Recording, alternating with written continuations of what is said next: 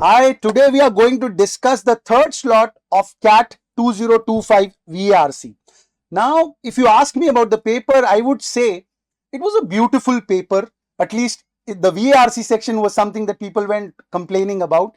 It was a very strange phenomenon wherein you'll see a lot of students coming to you during the year saying that it's just VARC which is not letting my scores go up. But eventually, on the day of the exam, when I met a lot of people who just appeared for their exams and I could see them, the only uh, source of happiness for them was VARC, and they were very happy to attend this paper.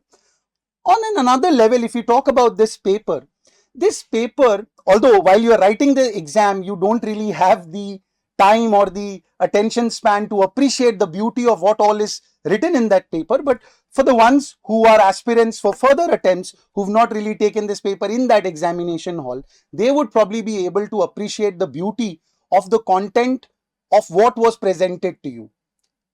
See, the people at IIMs or the ones who have been writing the CAT paper, who have been preparing this paper, the conveners, although in this attempt, probably the conveners have received an unfair amount of hatred from students on social media.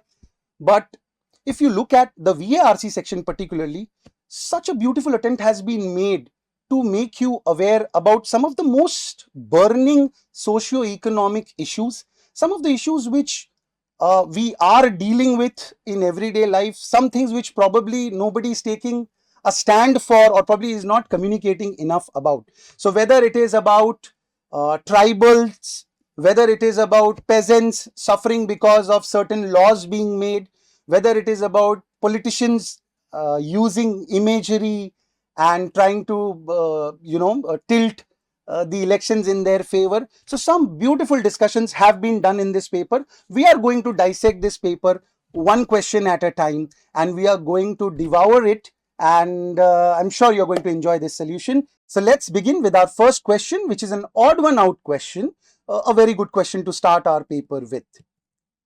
So the first sentence says, about half of all the oxygen we breathe is made near the surface of the ocean by phytoplankton that photosynthesize just like land-dwelling plants. So suddenly, what are we reading? Science, biology, phytoplankton, photosynthesis. Wasn't this the very reason why we chose commerce? So that we never have to face these things? But then we don't really need to have a very technical knowledge about this. All we need to understand is there's something called phytoplankton, which is actually a marine algae. But even if we don't know that, it's not going to take away anything from us. We just know that oxygen is being produced outside the ocean by phytoplankton with the help of photosynthesis. The second sentence says, a team of scientists that includes Boston University experts has discovered they also produce oxygen on the sea floor. Now, sentences like these are very, very critical in solving para-jumble or odd one out questions, because the plural pronoun they gives me an idea that probably there would be a sentence which would mention about some plural noun which could get connected to they. So a very good sentence. It says oxygen is being produced on the seafloor by a plural entity.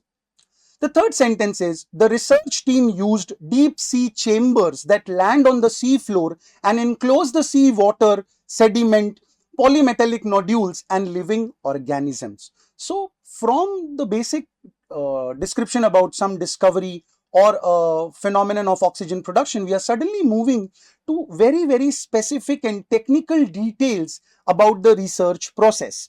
So I can keep this sentence in this paragraph if the further sentences are probably talking about more observation as to what happened once this enclosure was being done, what happened with polymetallic nodules, or what were living organisms doing. So if we get that, we'll keep this sentence. Let's read. So we get an idea about this, very specific technical details. Now we move to the fourth sentence, which says the discovery is a surprise. So the discovery word gets connected to our sentence number 2, wherein the team of scientists they had discovered something. Considering oxygen is typically created by plants and organisms with help from the sun, not by rocks on the ocean floor. So now this sentence connects directly to sentence number 2, which says they also produce oxygen on the seafloor, and also because scientists had discovered something, so this sentence is talking more about the discovery. So the basic detail of this sentence is something like surprise about oxygen being produced on the ocean floor. Let's read the last sentence. The deep sea rocks called polymetallic nodules don't only host a surprising number of sea critters. As we are reading this sentence, we get an idea that this sentence looks like a little incomplete because it is said don't only. So it should be followed by something like but also, or something which talks about some other thing which is being observed. So by that logic also, it gets connected very easily to our sentence number 2, because we are also able to find out that the plural pronoun they is probably referring to these deep sea rocks. So it's easier for us to build a connection between sentence number 2, sentence number 4 and sentence number 5. So the sentence number 5 helps us eliminate 2, 4 and 5. They can't be the odd one out. Now I'm left with sentence number 1 and sentence number 3. So if I read those sentences again, I get an idea that the first sentence was still talking about oxygen being produced outside the ocean, which is very critical to this discussion because this entire paragraph revolves around the surprise about the fact that oxygen is being also produced under the sea. Whereas sentence number 3, as we already read, is very, very technical, very, very specific, which is going into minor details or minute details about how was the research process and what was being done. But in that breath also, it is only talking about the first step. It is not, the paragraph doesn't mention about any other steps which was being done. So probably our sentence number 3 is the odd one out, because our theme is about surprise at production of oxygen by deep sea rocks. So sentence number 3 would become our odd one out. So now we come to the second question. This question is a para-summary question, something which I believe IMS students would be very, very strong at, because some of the questions that you've probably faced or you're probably going to face in your SimCAT questions are very, very challenging when it comes to para-summary. So that should have prepared you well for something like this. Let's read. In investigating memory beliefs, there are certain points which must be borne in mind. In the first place, everything constituting a memory belief is happening now. So we get a very important point over here, that whatever is happening with respect to memory is happening in the present, not in the past time to which the belief is said to refer. It is not logically necessary to the existence of a memory belief that the event remembered should have occurred, or even that the past should have existed at all. So we get to understand that probably what you are remembering is independent of what happened in the past. There is no logical impossibility in the hypothesis that the world sprang into being 5 minutes ago exactly as it then was. So now probably he's giving an example of sorts, which wouldn't be very, very important, but let us read it. With a population that remembered a wholly unreal past, there is no logically necessary connection between events at different times. Therefore, nothing that is happening now or will happen in the future can disprove the hypothesis that the world began 5 minutes ago. So the entire 3-4 lines are talking about an example that someone might remember something else, although truth could be that the world sprang up just 5 minutes ago. So we have to keep this in mind mostly in para-summary questions, although every idea is important, but mostly examples are not very important. Moving ahead, hence the occurrences which are called knowledge of the past are logically independent of the past. So again, a very important point, and moreover, it is a conclusion of what has been mentioned in the first few lines. They are wholly analyzable into present contents, which might theoretically be just what they are, even if no past had existed. So the strategy that we follow over here at IMS would be trying to capture the 3 most important ideas that have been mentioned over here, and we call it the XYZ approach. So the first point that we can note is everything constituting memory belief is happening in the present. So whatever that is related to memory is happening in the present, and there is no logical necessity for the event remembered to have actually occurred. So that requirement is not there. And lastly, knowledge of the past is logically independent of the past. And moreover, in para-summary questions, we also have to be very, very attentive towards the fag end of the question, which talks about the conclusion, and we should try and have that conclusion definitely in our options. So that conclusion is broadly mentioned in our idea Z. So let us read the options that we have. The first sentence says, memory beliefs depend wholly on what is remembered in the present and not on anything else. Okay. Just as it is not logically impossible that the world came into being 5 minutes ago and that everyone now just remembers a wholly imaginary past for it. So when we read this sentence, A, it is leaning too much on the example, which is not a very good thing to happen. And B, it is also just covering the first part or the X idea, and it is not talking about the other idea. So does not look like a very promising option. Let us read the other option. When investigating memory beliefs, we must keep in mind that an actual past event is not a prerequisite for a memory belief to exist. Very good. And that what we know of the past could theoretically not need a past at all.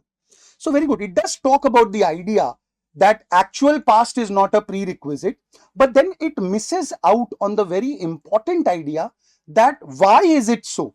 Why is it so that actual past is not needed? And that particular idea is our idea X, which says that everything that is happening with respect to memory belief is happening in the present, and probably that's the reason why it need not have an actual past. So by that logic, sentence 2 also does not look like a very promising option. Moving ahead, when we discuss the concept of memory beliefs, we must understand that it is not logically impossible for the event remembered to have never happened at all. It could just be a figment of our imagination. While we have done these things in our class exercises, we've always emphasized on the fact that there should be a tone match when it comes to the passage as well as the summary. Over here, if you see the author is not calling these people, he's not saying that they are probably hallucinating or they are cooking up stories. So a statement as strong as it could be a figment of our imagination is a clear tone mismatch over here. Also, it does not even include the part wherein the memory being happening in the present part is discussed. So by that logic, sentence 3 also does not look like a very promising option. Unless sentence 4 is something awfully bad, I would skip all of these. So let's read the fourth sentence. That which we call knowledge of the past is logically independent of the past. So my conclusion part has been picked up, and ideally, if the conclusion part is talking about something very, very important, that is what should definitely be covered in our para summary. So by that logic, it has a good beginning.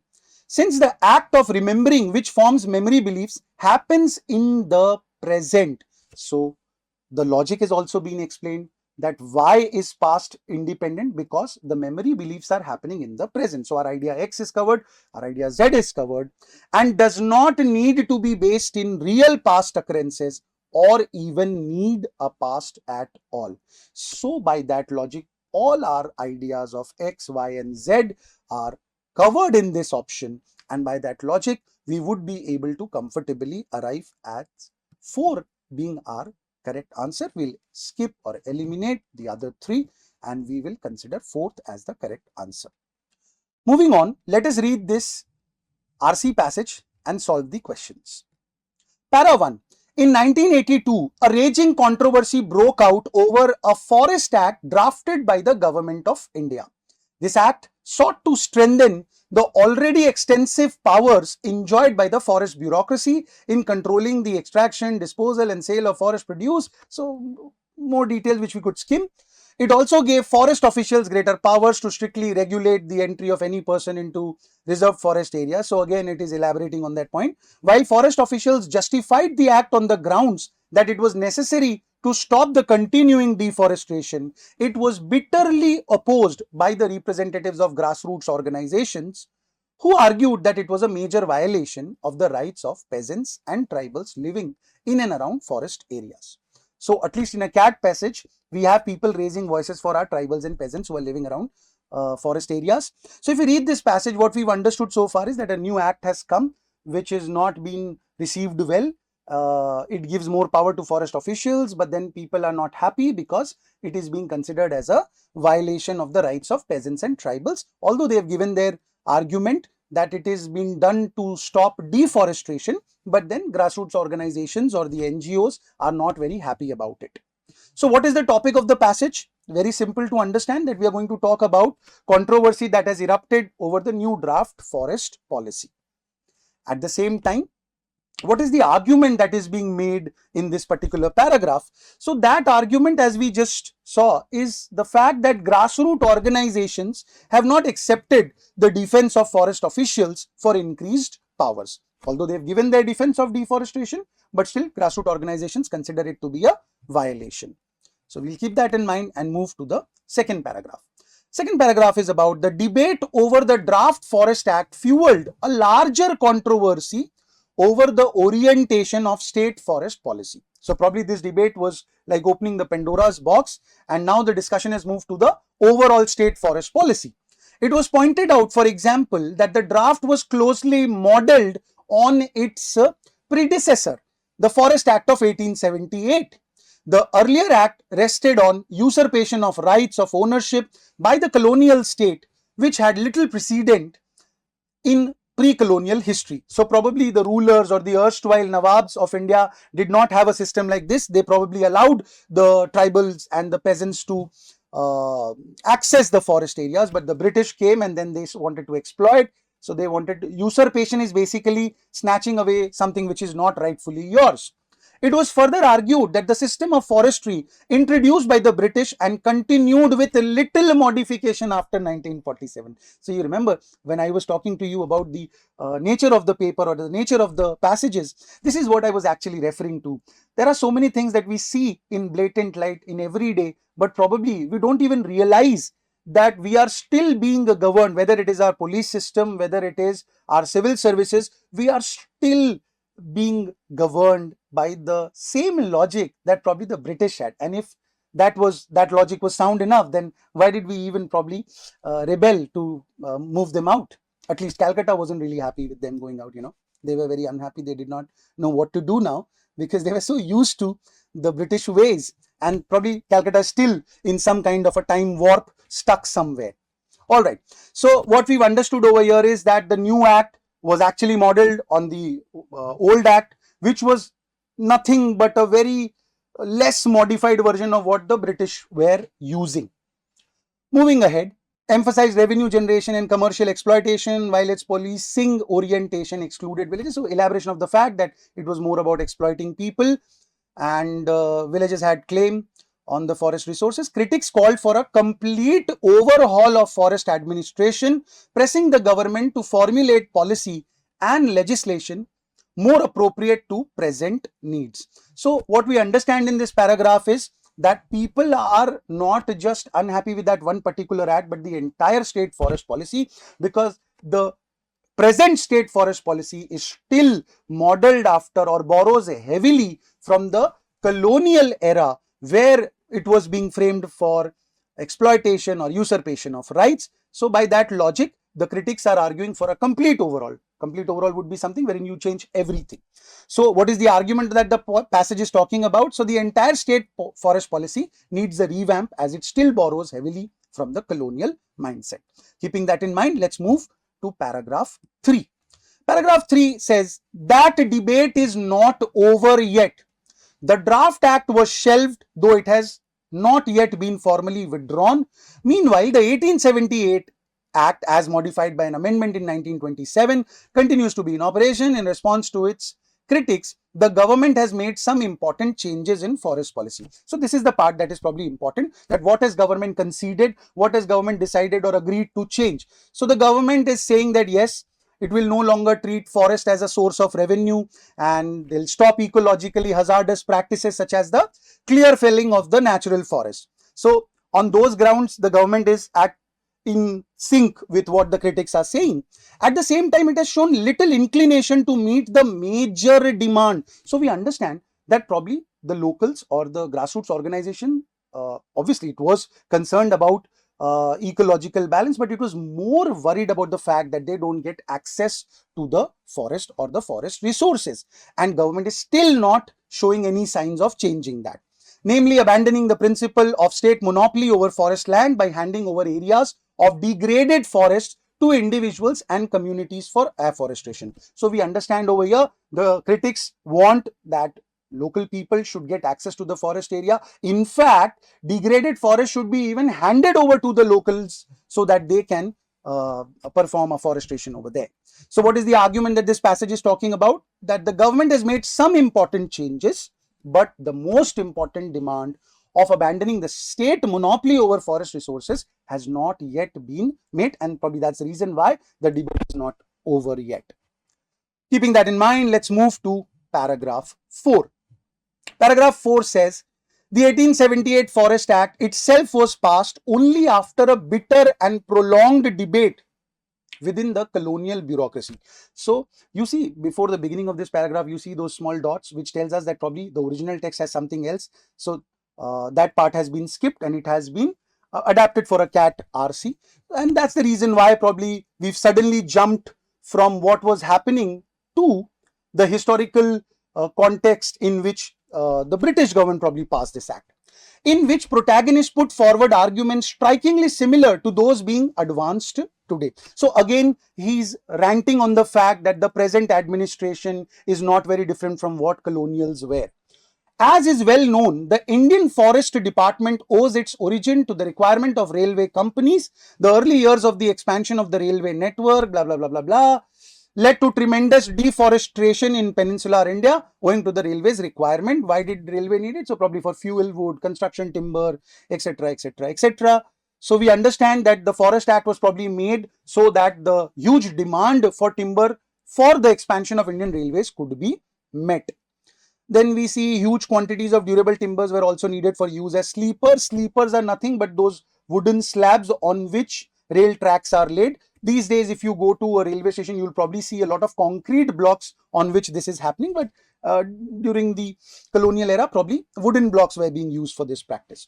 The Indian Forest Department was started in 1864 with Dietrich Brandis. We're talking about some proper nouns, we don't really need to focus more on it. Formerly a lecturer at whatever university as the first Inspector General of Forest, the new department needed legislative backing to function effectively, and in the following year, 1865, the Forest Act was passed. So the major idea over here that is being expressed is the fact that Indian Railway expansion probably led to the formation of the Act, and colonials had a reason to make the Act the way it was. But probably the present government should not blindly follow that rationale and should probably change its stance. So what is the argument that we have? The defenses offered by present administration are similar to the ones presented during the colonial regime, and the Colonial Act was devised to feed the increasing demand for timber on account of expansion of Indian railways. So we get that idea. Now, having read the Act, having read the passage properly, now let's move to the questions. So before that, we could, if we had to just recap the entire passage quickly so that it will become easier for us to address the questions. So grassroots organizations are unhappy because increased powers have been given to forest officials. They have offered their defense that it has been done for deforestation, to stop deforestation, but grassroots organizations are not happy. Critics are also enraged because the entire state forest policy is modeled on the colonial rationale, and that should not have been the case.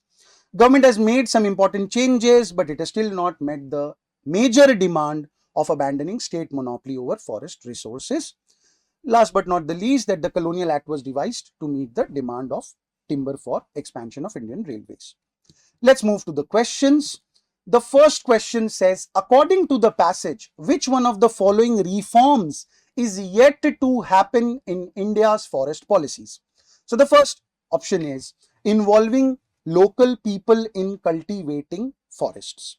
So when we read this question, ideally we tend to start with our shadow answer. That's the best possible way before we even read the options, and probably end up getting in a trap or probably getting biased. So, but in this case, if we look at the options, probably it's very difficult to have a shadow answer for this question, and we would probably have to rely on elimination, because we only know that some only probably two reforms have been mentioned, that the government agreed that ecologically hazardous practices should be stopped, like clear felling, and it also agreed that it will from now on not look at forests as a source of revenue. So let's read the options and try and eliminate them.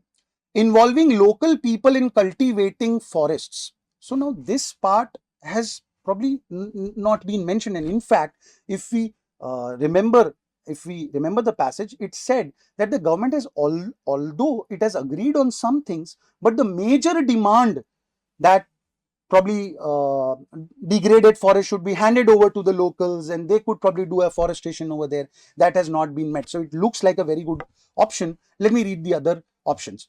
Recognizing the significance of forest to ecology, that has been addressed. Government has said that it will from now on stop ecologically hazardous practices. So this reform has already been done.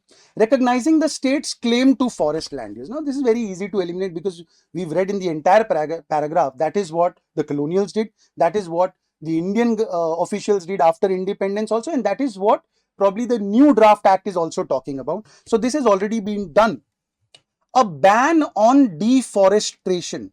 Now clearly the passage is not mentioning that the government has made this reform of banning deforestation, but still we remember that hazardous practices like clear felling have been stopped. So this could cover a ban on deforestation, whereas involving local people in cultivating forest is something that has not been mentioned anywhere, and by that logic we would be easily able to arrive at our answer. We'll eliminate 2, 3 and 4, and our correct answer is going to be option 1.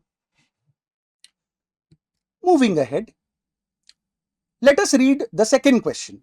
The second question says, which one of the following best encapsulates the reason for the raging controversy developing into a larger controversy? So these words should ring a bell. The first paragraph started with raging controversy and the second paragraph started with larger controversy. So if we are to remember, if we are to frame a shadow answer for this, that was somewhere in the second paragraph. So if we go back to the passage and refer the second paragraph, it says, and it's anyways a very, very specific detailed question, so there's no harm going back to the paragraph and reading it.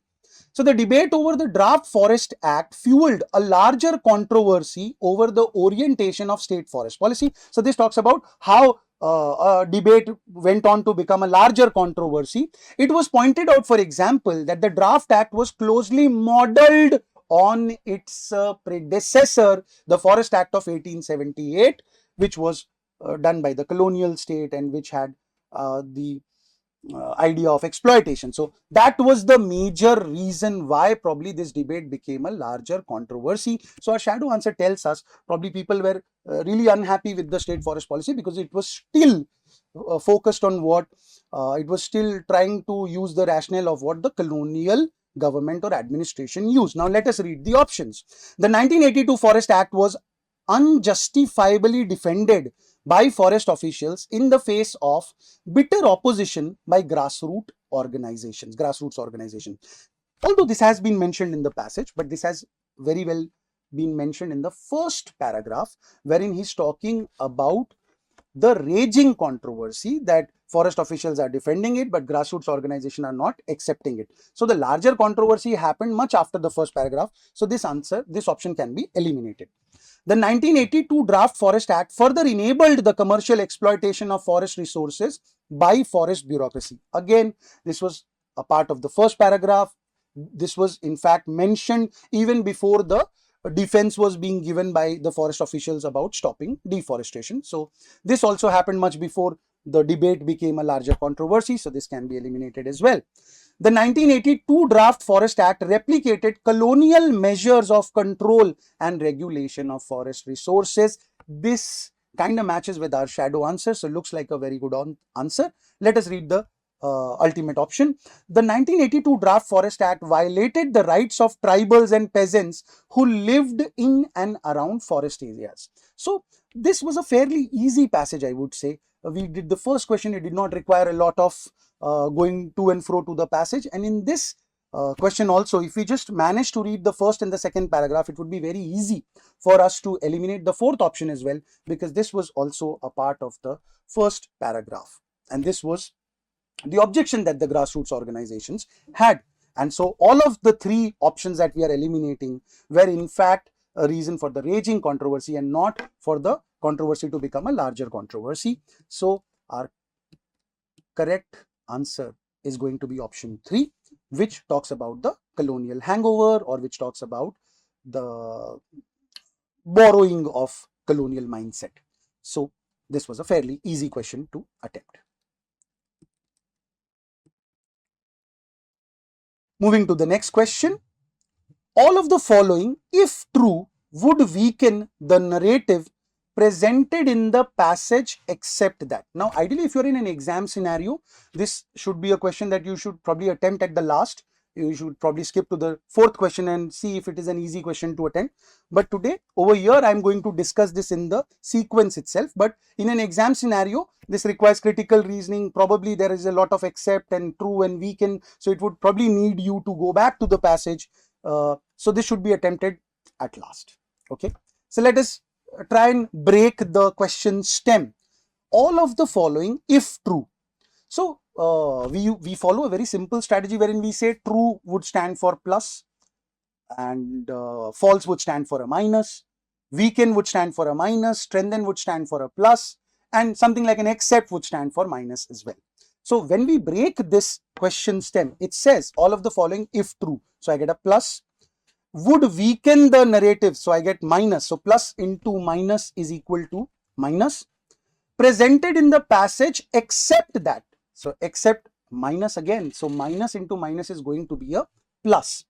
So when we get a plus, we know our shadow answer should be something which is either supporting what has been mentioned or what is the narrative of the passage, or at best it could be a neutral option. It can't be something which is weakening the narrative of the passage. And what is the narrative of the passage? So the narrative of the passage is that the state forest policy is not fair, it is modeled on the colonial mindset, and it needs a major revamp. So let us read the first option. 19th century German forestry experts were infamous for violating the rights of indigenous communities that lived in forest regions. So as an author, we are all for the tribals, for the peasants, and we want to protect their rights. And this statement is in sync with that emotion. And it says that German forestry experts were any which ways infamous. They were people who believed in violating the rights of indigenous communities. And if this is going to be true, then probably our narrative is being supported. So it's a very good option. We'll keep it.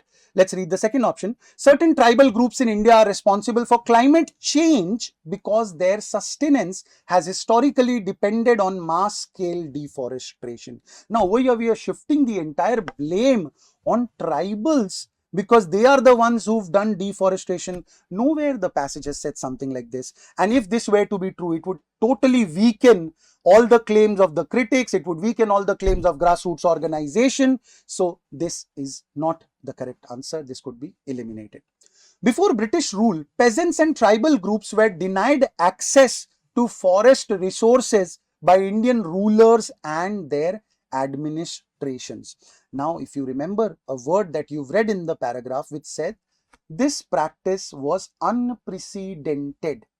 Unprecedented, the word refers to something which does not have an example in the past, which has not probably occurred in the past. So although another very interesting observation during this slot of CAT 2025 that I made was, although CAT does not directly ask or has not been asking vocabulary based questions for quite some time, but this particular slot, I would say, we'll see a lot of questions which kind of depended on your knowledge of certain words, and having that knowledge would remarkably help you to get the answers in much lesser time.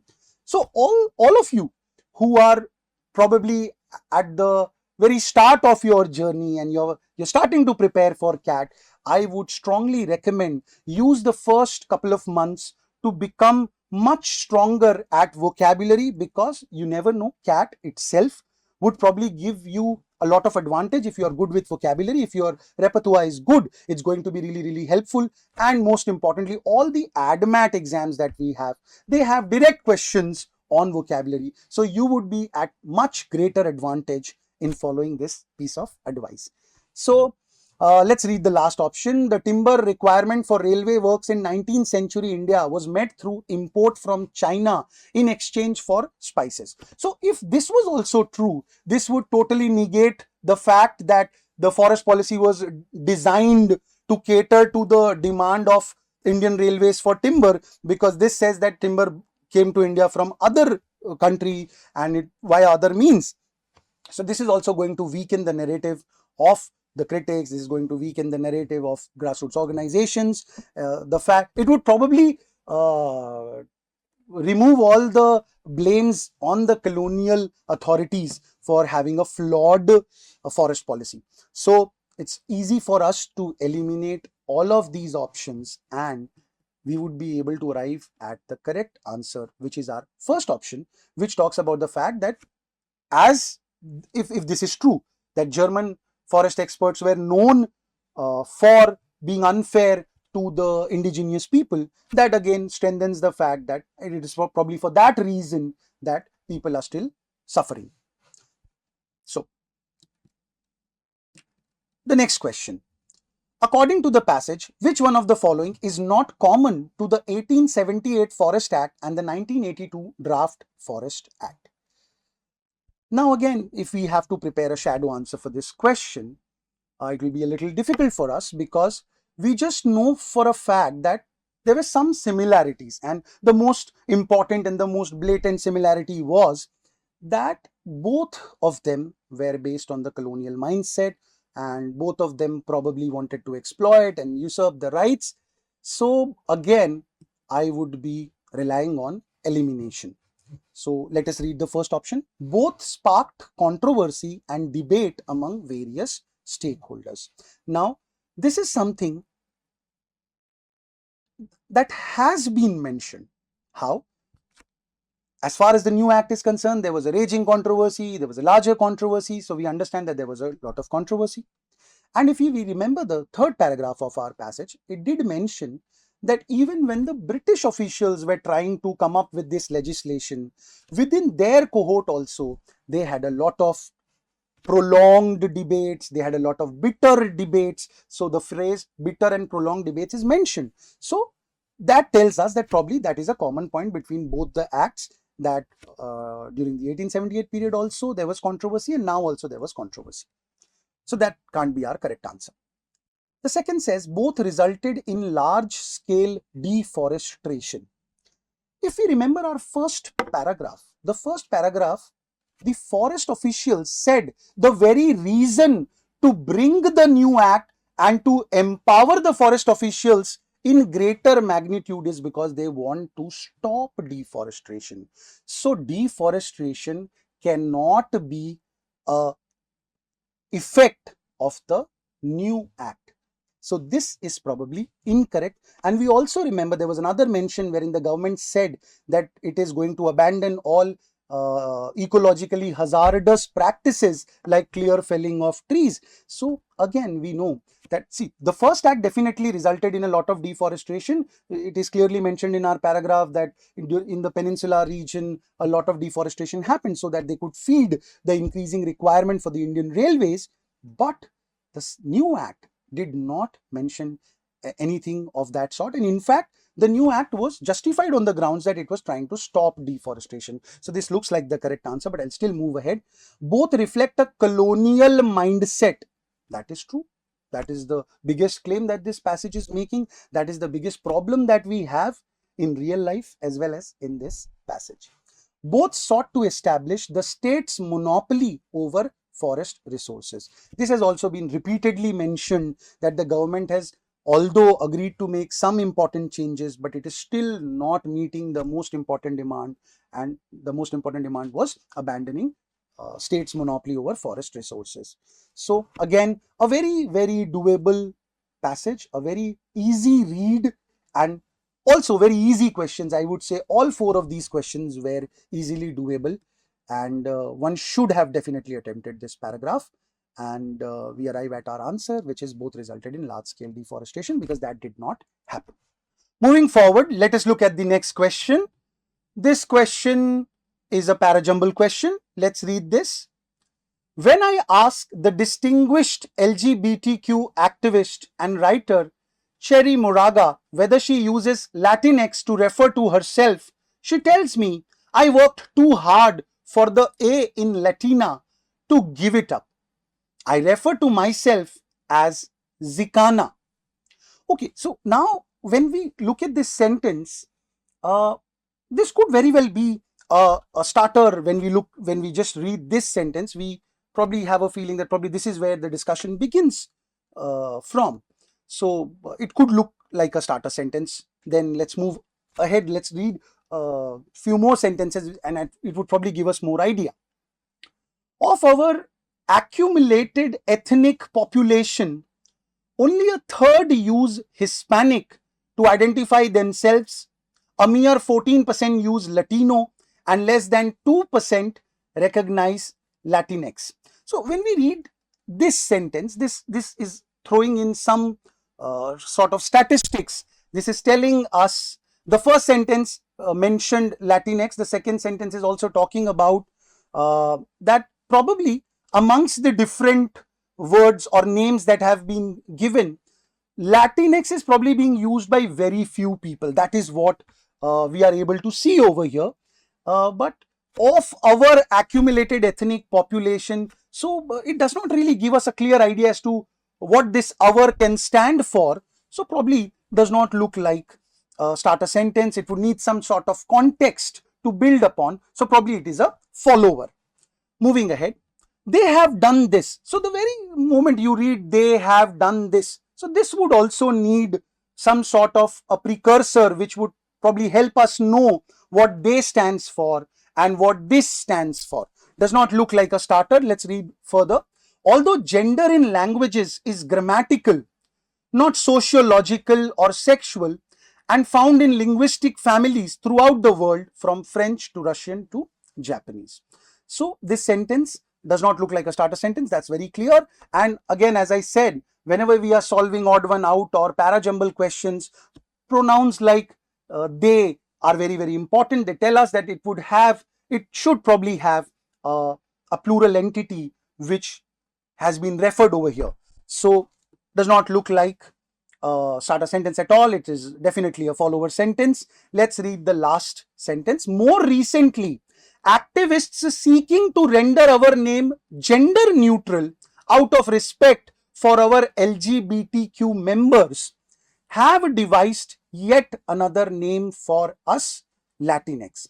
Now, the fourth sentence is very, very critical because see, it is giving us the context as to what our stands for, because it is saying out of respect for our LGBTQ members.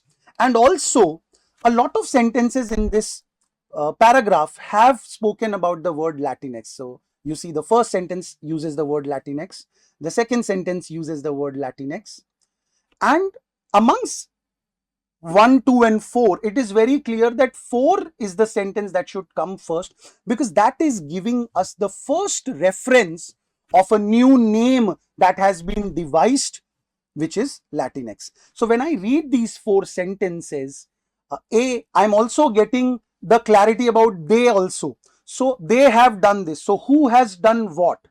So the activists, which is a plural noun, they have devised this new name. So they is referring to the activists, and this over here is probably the very development of the new name, that is Latinx. So this gives me some clear idea that fourth sentence is the one that I should begin my passage with. So when I pick up fourth as my starter, it is again not very difficult to figure out that 3 should immediately follow this. 4 and 3 would become my mandatory pair, because 4 talks about activists and noun and pronoun should not be separated for too long. They get anxious. So therefore, the activist's pronoun, they should come as soon as possible. This again would also refer to what has been done in the fourth sentence. So I now have 4 and 3 as my first two sentences. But still, the problem is far from being resolved because I am left with 2 and 1. And a very well, a solution could be 4, 3, 2, 1, and it could also be 4, 3, 1, 2. So let me try and find out other details which would help me find that perfect order. So I see that what was the reason for writing this passage? So the reason is that a new name has been given. Why it has been given? To respect the general neutrality of LGBTQ community. Again, you see what I was referring to you, that very beautiful passages, very beautiful questions have been framed to help you become aware of, accustomed to what are the pressing social, political or economic needs or the burning issues that our country is facing. So this is again at a global level a very, very important phenomena which deserves all the attention. So by that logic, I see that probably the theme of the passage is about a new name being given and whether it has picked up or not, because the first sentence says that this particular lady is not very comfortable in using Latinx and she is more comfortable with Zicana because she wants to save that A so that her gender identity is preserved. So now when I want to pick up whether it is 4312 or 4321, so 2 is giving me a statistics which is telling us that probably Latinx is not really picked up. One is giving me a very, very specific incident or an example. So by that logic also, I'm still not able to figure out whether it is 2-1 or 1-2, because sometimes when you are making an argument, you give a statistics and then give an example, whereas there could also be situations where you give a specific example and then move to the more generalized conclusion. So if I get some other help, it would help me freeze the order. Although it is to a certain extent giving me an idea, because whenever we've also discussed this in class, we've always focused that if there are no very sure indicators, we would go with the flow which talks about a specific thing and then a overall generalization of that. So let me find something else which would help me lock 4312. So that something else probably could be, see, sentence number 4 talks about gender neutrality. Sentence 3 also refers about gender in languages. And if we look at sentence number 1, it is again talking about someone preserving the A so that the gender issue is discussed in 1, wherein if we look at 2, it talks about Hispanic or Latino, which is not specifically talking about that particular gender, and then we are talking about Latinx. So gender issue or the revealing or preserving the neutrality is more prominent in sentence 1, and also our initial logic of talking about a specific thing first and then moving to the overall generalization, that would help us in locking the order as 4, 3, 1, 2. So the theme is obviously clear: introduction of gender neutral name Latinx for the LGBTQ community and its evaluation of its usage or popularity. The answer is also clear. We lock 4, 3, 1, 2. Moving to the next question. So this is a filling the blank question, and most of my students tend to have a higher accuracy in this format of VA question. So let us see if this was an easy question or not. So the sentence reads, in each of the affected males, the genetic defect was located to the X chromosome in the region of P11, 12. So we have devised this method of before and after. So whenever we are reading filling the blank question, we try and figure out, when we read that sentence, what could have probably come before that sentence and what should ideally come after that sentence. That gives us an idea whether it's like a starter sentence or whether it is a concluding sentence. So when I read this, in each of the affected males, so very specific the is being mentioned over here. So it tells me that probably something needs to come before this sentence, wherein we would talk about certain types of males who are having some sort of genetic defect. So this sentence does not look like an opening sentence, and it should probably have some precursor which mentions a discussion on genetic defect found in some males. Okay, once I read this sentence, what could probably follow this sentence? So I read, in each of the affected males, the genetic defect was located to the X chromosome in the region of P11-12. So this is fairly technical. This is fairly specific. So we are not talking about some generic observation as to defects being observed. We're talking about where exactly in is it located, what chromosome, what region, etc. So after this sentence, anything that comes would probably be on those lines only. It would also be very technical, it would also be very specific, a very medical or a technical elaboration or explanation of the same. Having done this exercise, it would become fairly easy for me to figure out which blank should it fit in. Let me read the paragraph now. The first suggested evidence of a human genetic mutation associated with aggressive behavior came from a study in 1993. So, can I place this sentence in the first blank? The answer is probably no, because I have still not talked about what defect in male. The male has not been introduced. Which male are we talking about? So, it does not look like a right place to position our sentence. And also, I shall read the next sentence and figure out if there is a logical gap or if there is some sort of breakage.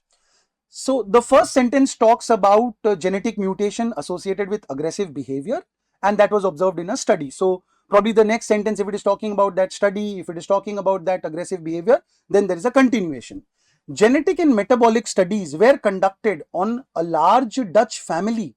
So there is a continuation. There is no logical gap in which several of the males. So see, now we know what males are we talking about. We are talking about specific large Dutch family. Over there, several of the males has a syndrome.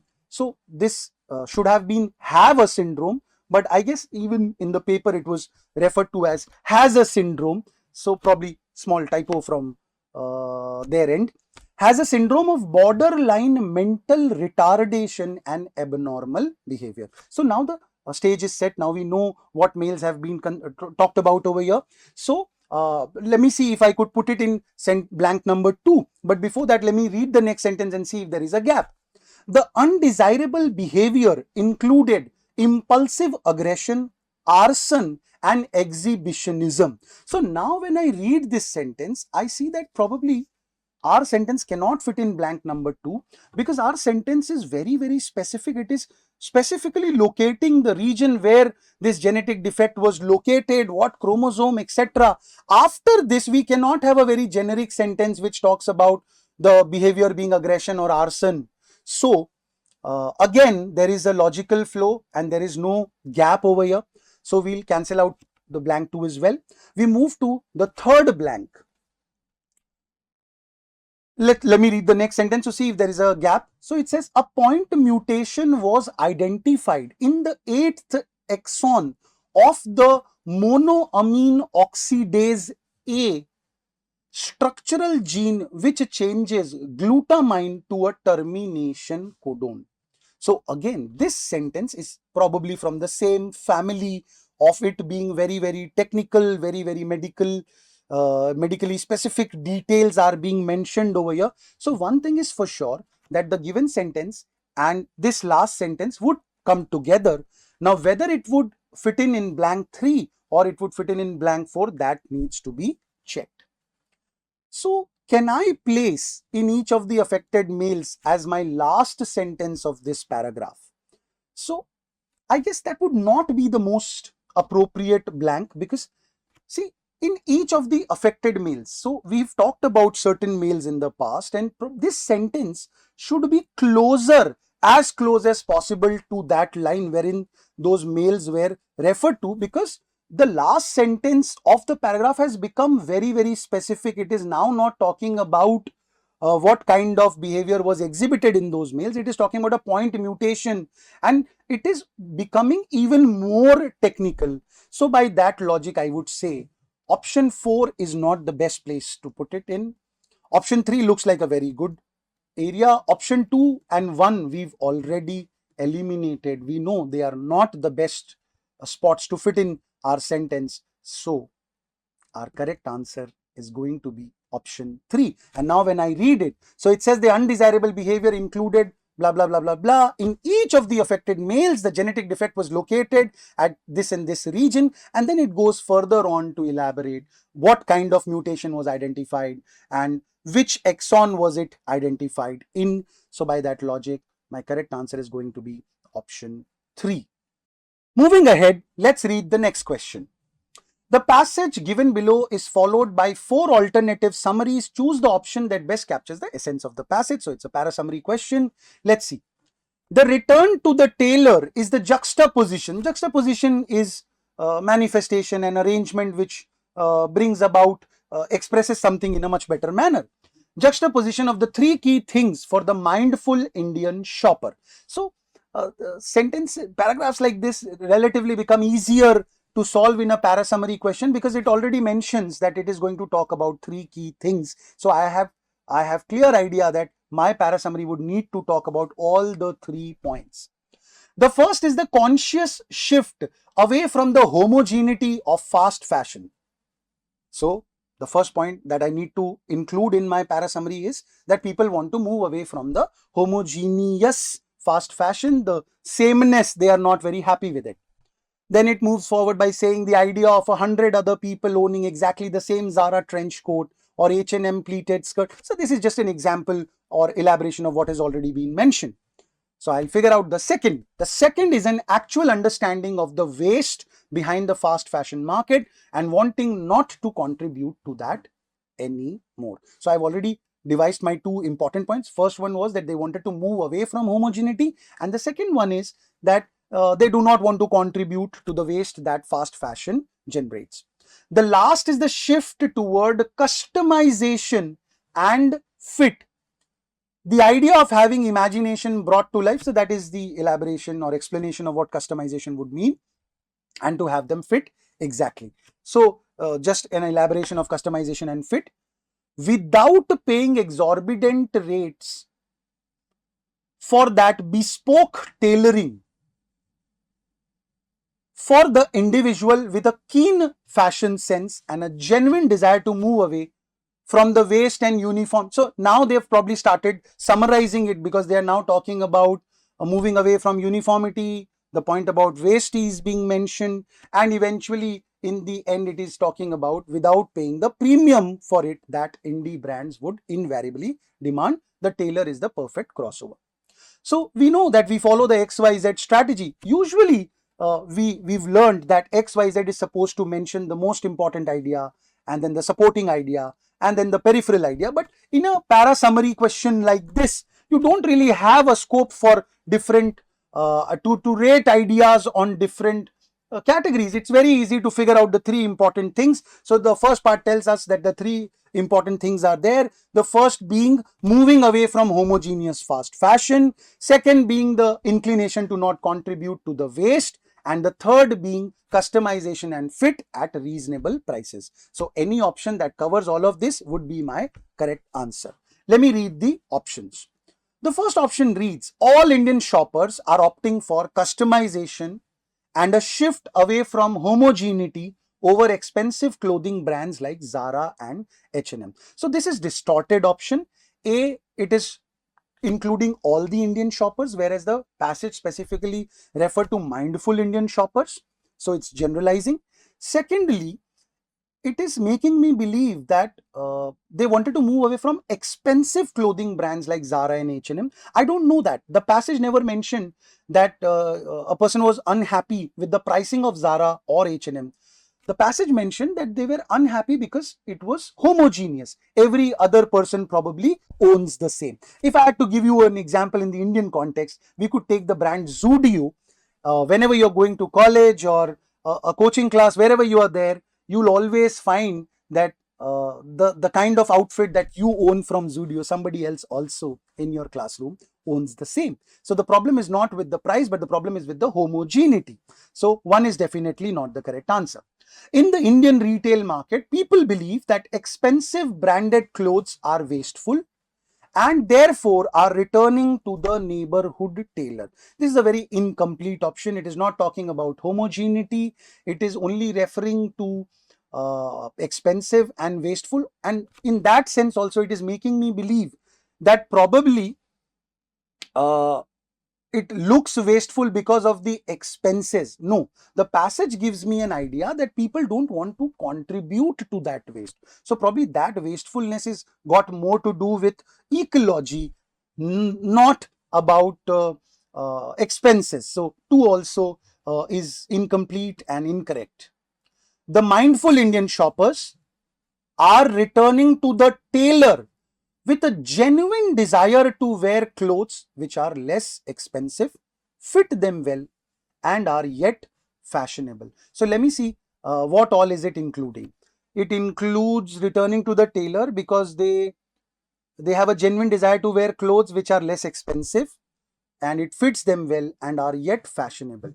Although the mindful Indian shoppers is correct, but then if you see over here also, the very first and the most important point, which was about moving away from homogeneity or the sameness, has not been addressed. Let me read the last option. The mindful Indian shopper is shifting away from convenience and uniformity of clothing. So the uniformity check, and waste in fashion, wasteful check, to customization and less exorbitantly priced clothing. So my customization and fit part is being addressed via customization. Exorbitantly price has been considered over here, and also homogeneity is being considered because it says they want to shift away from uniformity. So it's just a synonym for that, and wastefulness is also considered. So by that logic, it becomes easy for me to figure out that first, second, third, all options are incorrect, and fourth is going to be my correct answer. Moving to the next question. The passage is accompanied by 4 questions. So now we come to another reading comprehension passage. Let us read the passage. Once a society accepts a secular mode of creativity within which the creator replaces God, imaginative transactions assume a self-conscious form. The tribal imagination, on the other hand, is still to a large extent dreamlike and hallucinatory. It admits fusion between various planes of existence and levels of time in natural and artless manner. So, although it begins with society accepting a secular mode of creativity where creator replaces God, imaginative transactions assumes a self-conscious form. So it is actually talking about something completely different. But the moment I read the tribal imagination, on the other hand, so we know these are all transition words, and whatever comes after the transition word is always way more important than what is there before. So this shows that probably the passage is going to be more about tribal imagination, and it says that it to a large extent is dreamlike and hallucinatory because it is admitting fusion between various planes of existence and levels of time in a natural and artless manner. So tribal art is probably very, very flexible in that sense. It can talk about different planes of existence and different levels of time in a very, very natural manner. In tribal stories, oceans fly in the sky as birds, mountains swim in water as fish. So these are just examples. Animals speak, human and stars grow like plants. So this is the explanation or examples that are being given to elaborate that how flexible it is. Spatial order and temporal sequence. See, I said knowing a lot of words does really, really help you in getting a better understanding. So spatial is related to space and temporal is related to time. Do not restrict the narrative. This is not to say that tribal creations have no conventions or rules, but simply that they admit the principle of association between emotion and the narrative motive. And then again, it is giving that the dust, stars, seas, mountain, trees can be X, Y, Z. So what I get from this paragraph is, now what is the topic of the passage? So the topic of the passage is about art or imagination or creativity of the tribals and how it is different. What is the argument that is being made? The argument that is being made by this passage is that tribal imagination and creativity is very flexible, and it allows fusion between various planes of existence and levels of time. Having read this, let me move forward. Paragraph 2. It might be said that tribal artists work more on the basis of their racial and sensory memory than on the basis of cultivated imagination. So what is this line telling me? It is telling me that probably there are people who use imagination in their art, but tribals use more of sensory memory. So for them, memory and what they remember and what they know is more important than imagination. In order to understand this distinction, so which distinction are we talking about? So probably why somebody is using more of imagination and somebody is using more of memory. We must understand the difference between imagination and memory. So very important, it's talking about some difference. We might end up having a question. In the animate world, consciousness meets two immediate material realities. So what are the two material realities? One is space and one is time. We put meaning into space by perceiving it in terms of images. So how we understand space? So what is a mountain? What is a lake? What is a river? Whenever we are trying to understand spaces, we think more in terms of images, what we can imagine. So the image making faculty is a genetic gift to the human mind, because the human mind has the power to imagine. So this power of imagination helps us understand the space that envelops us. So what we are reading over here is that space is very, very closely connected to images and imagination. With regard to time, we make connection with the help of memory. So as far as space is concerned, imagination and imagery is important, but as far as time is concerned, memory is what helps us build that. One remembers being the same person today as one was yesterday. So it is more about remembering, it is more about memory. So what is the argument that the passage seeks to explore? The argument is about the difference between imagination and memory. And if I had to go a little further and write it down, I would say that space is considered in terms of images, and with respect to time, we make connections with the help of memory. So that much is clear from this paragraph. Moving to the next paragraph. Para 3. The tribal mind has a more acute sense of time than the sense of space. So this was already apparent to us, because in the last paragraph itself, they said that the tribal artists use more of sensory memory rather than imagination. So probably there are other artists who are using imagination more. But tribal communities seem to have realized that domination over territorial space was not their lot. So if we know what a tribal community would refer to, then we understand that they are probably restricted to a particular zone, a particular area. They have not really traveled much and tried to conquer territories. So that was something that they realized that wasn't their forte. So because they couldn't probably conquer territory or dominate over territories, they seem to have turned almost obsessively to gaining domination over time, because they realized that space is not our forte, let us dominate over time. This urge is substantiated in their ritual of conversing with the dead ancestors. So probably others are not really interested a lot in communicating with their ancestors. They probably know that what is past is already past, but tribals want to dominate over time. Year after year, tribals in many parts of India worship terracotta or carved wood objects representing their ancestors. So they are not letting go of that memory. They are not letting go of that past time, aspiring to enter a trance in which they can converse with the dead. Over the centuries, an amazingly sharp memory has helped tribals classify material and natural objects into highly complex system of knowledge. So because they have a strong sense of memory, although they could not dominate over territories, they have a strong sense of memory, they know a lot of things, they remember a lot of things. So they've built a highly complex system of knowledge. So what is the argument? The argument is that because tribals realized that domination, blah, blah, blah, blah, blah, wasn't their forte, so they try to control time. So having read that, let's move to the fourth paragraph.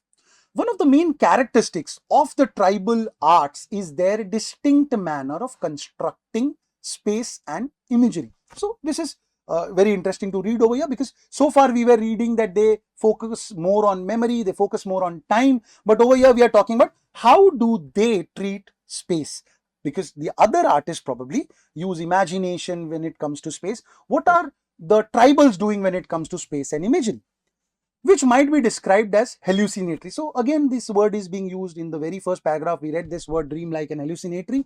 So what it says is, in both oral and visual forms of representation. So oral, if they are saying something, visual, if probably they are writing or painting, tribal artists seem to interpret verbal or pictorial space as demarcated by an extremely flexible frame. So this is something that was also introduced in the very first paragraph, wherein we said that they have a lot of fluidity, they have a lot of flexibility, because different planes are considered in the same go. The boundaries between art and non-art becomes almost invisible. A tribal epic can begin with its narration from a trivial everyday event. So trivial would be something which is mundane, something which is very common, everyday affair.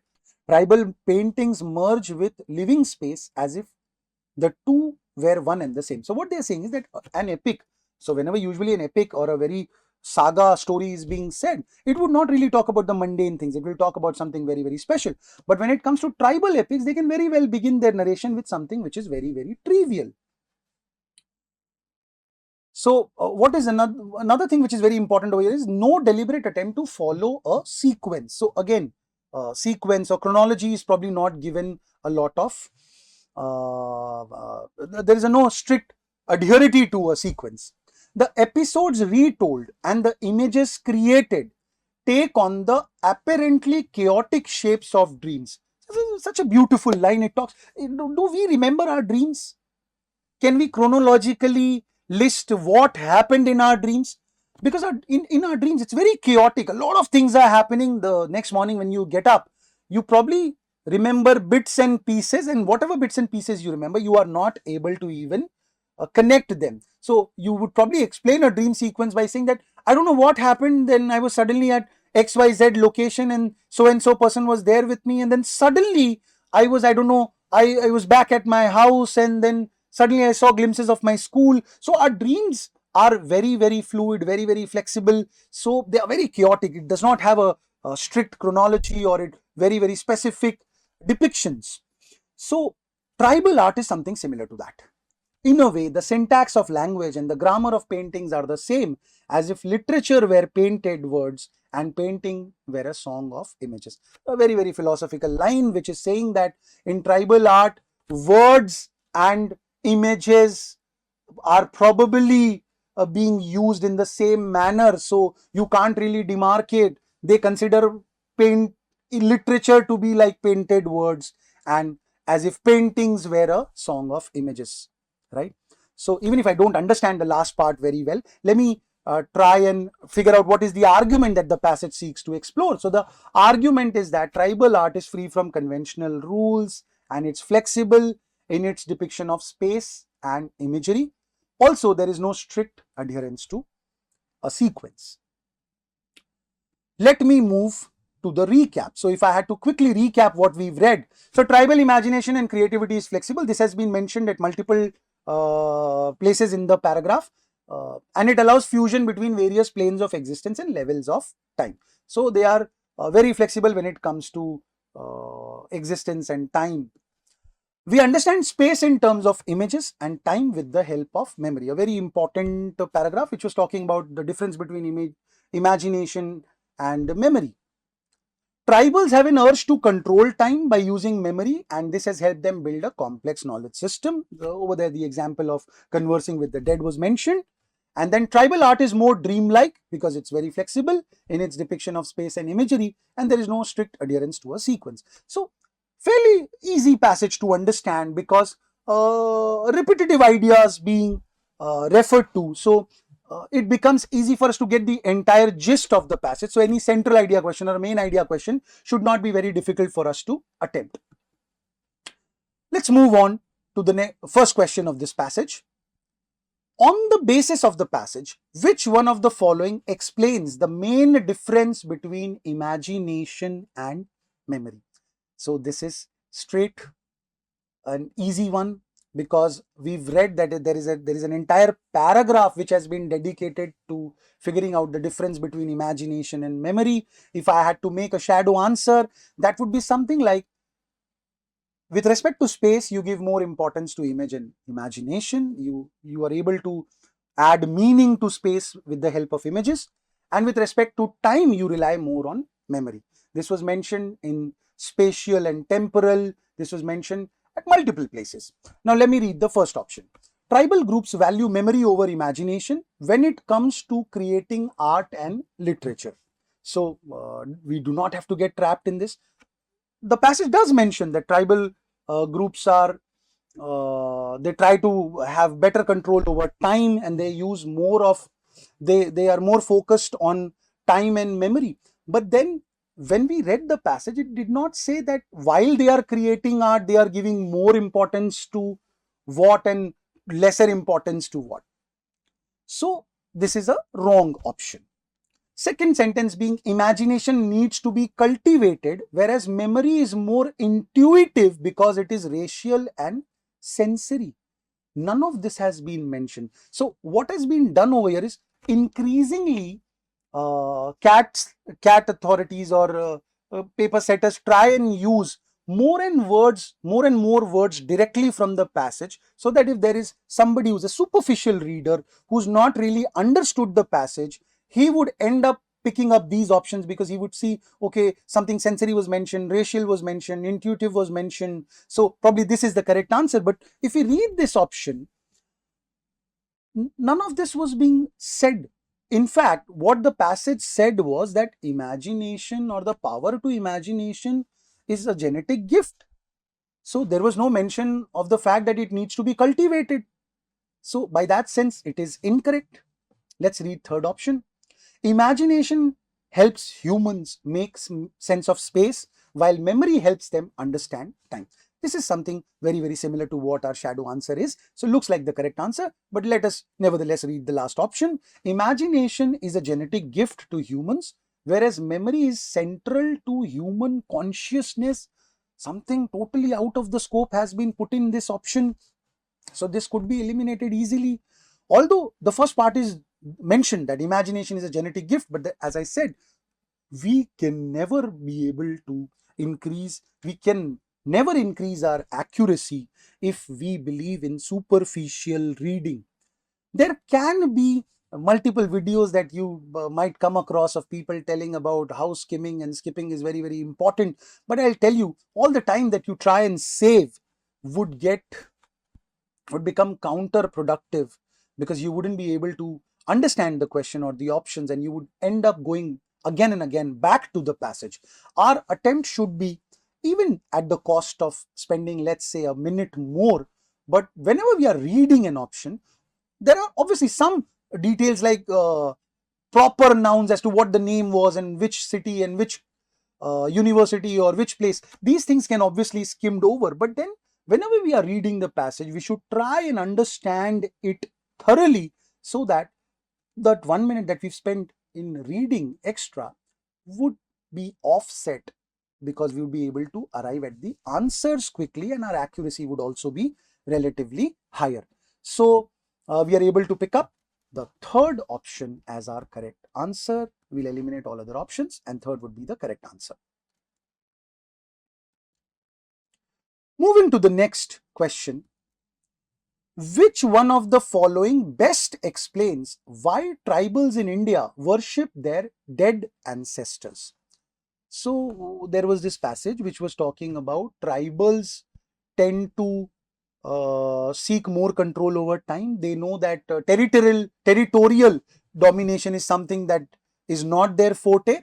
So there is this obsessive urge to control time, and it is prevalent, or it is substantiated, or it is expressed, evident from the fact that a lot of them are trying to worship their dead ancestors or connect with their dead ancestors. So our shadow answer is urge to dominate over time, or urge to control time, or have a greater control over time. So let me read the first option. Tribals show respect to their ancestors through terracotta and carved wood objects. Again, you see terracotta and carved wood objects was given in the passage, so they've unnecessarily put in those words so that you could, if you are having less time, you would end up picking this up. But we understand that there was no mention of all of this. What was mentioned was that they worship or they connect, they are trying to connect with their dead ancestors so that they have that sense of control over time. Tribals seek territorial domination over the spaces. Absolutely ludicrous option, because tribals have accepted the fact that this is something that they wouldn't be able to do.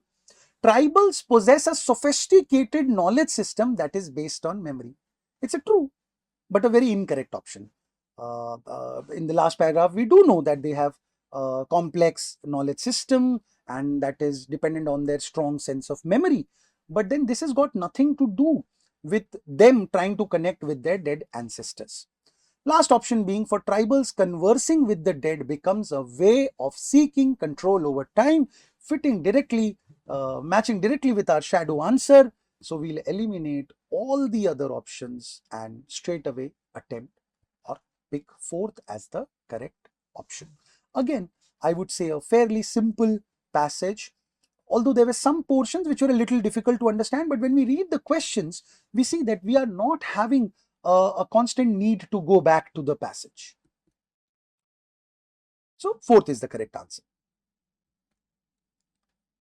Moving ahead, next question is, non-human living forms exhibit human emotions in the tribal narratives because tribal narratives. So we read the first paragraph which talked about a lot of inanimate objects like mountains and rivers behaving like animate objects. So why was that possible? Because they have a lot of flexibility, because they allow a lot of flexibility. So that would be my shadow answer. So whichever option tells me that would be an easy option to pick up. Have a self-conscious form. This word was obviously mentioned in the passage, but it was more used in the context of when a creator becomes a god and blah, blah, blah, blah, blah. And it was used not for the tribals. So this is not the correct answer. Are rudimentary and underdeveloped? Nowhere has the author made such judgments. So we have to understand, we can't let any bias of ours influence our answer. So if probably somebody connects that, okay, there are tribals, so probably they are underdeveloped, but none of that has been mentioned by our author. Our author is in fact saying that they have a very complex system of knowledge. So 2 is absolutely incorrect. Accommodate existential fluidity. Fluidity would be in the same family of flexibility. They let their art and imagination flow. They don't bound it by very, very conventional norms. So by that sense, 3 looks like a very good option. Fourth option says abandon all rules and regulations. This is again incorrect. This is a very broad generalization, whereas if you remember, the paragraph specifically said that this does not mean that they don't have rules. It's just that their imagination and art is probably controlled with emotions. It flows and it does not follow the conventional rules. So not having any rule is incorrect. So by that logic, I'm able to eliminate 1, 2, and 4, and the correct answer is option 3. This brings me to the next question of the passage. All of the following, if true, would weaken the passage's claims about the hallucinatory tribal imagination, except. I would have anyways wanted to attempt this question as the last question for the paragraph. So when I read this question, it tells me it's again critical reasoning, and we know our logic of plus minus, right? So true would stand for positive, plus. Weaken would be minus, so plus into minus is a minus. About the hallucinatory tribal imagination, except, so minus into minus is going to give me a plus. So whenever I have a plus, I know what I have to do. I have to either pick up a neutral or a supporting option, something that is supporting about the hallucinatory tribal imagination. So my shadow answer is something that is neutral or supports the fact that tribal imagination is hallucinatory. Let me read the first option. Tribal stories depict the natural world in accordance with rational scientific knowledge.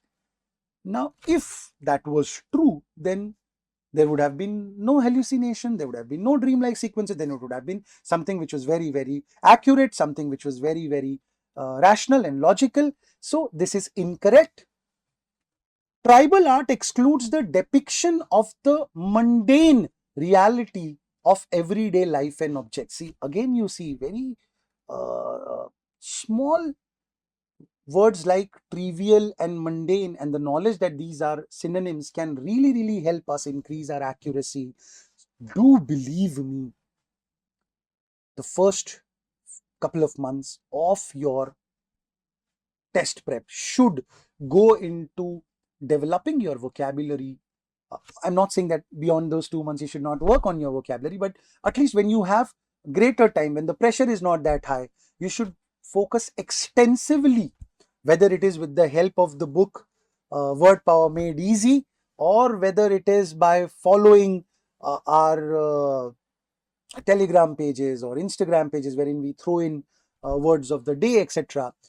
Do maintain a dictionary of your own, do maintain a lexicon of yours wherein you try and write down what new words you are learning every day, and then try and think about those words, try and use those words into your conversation.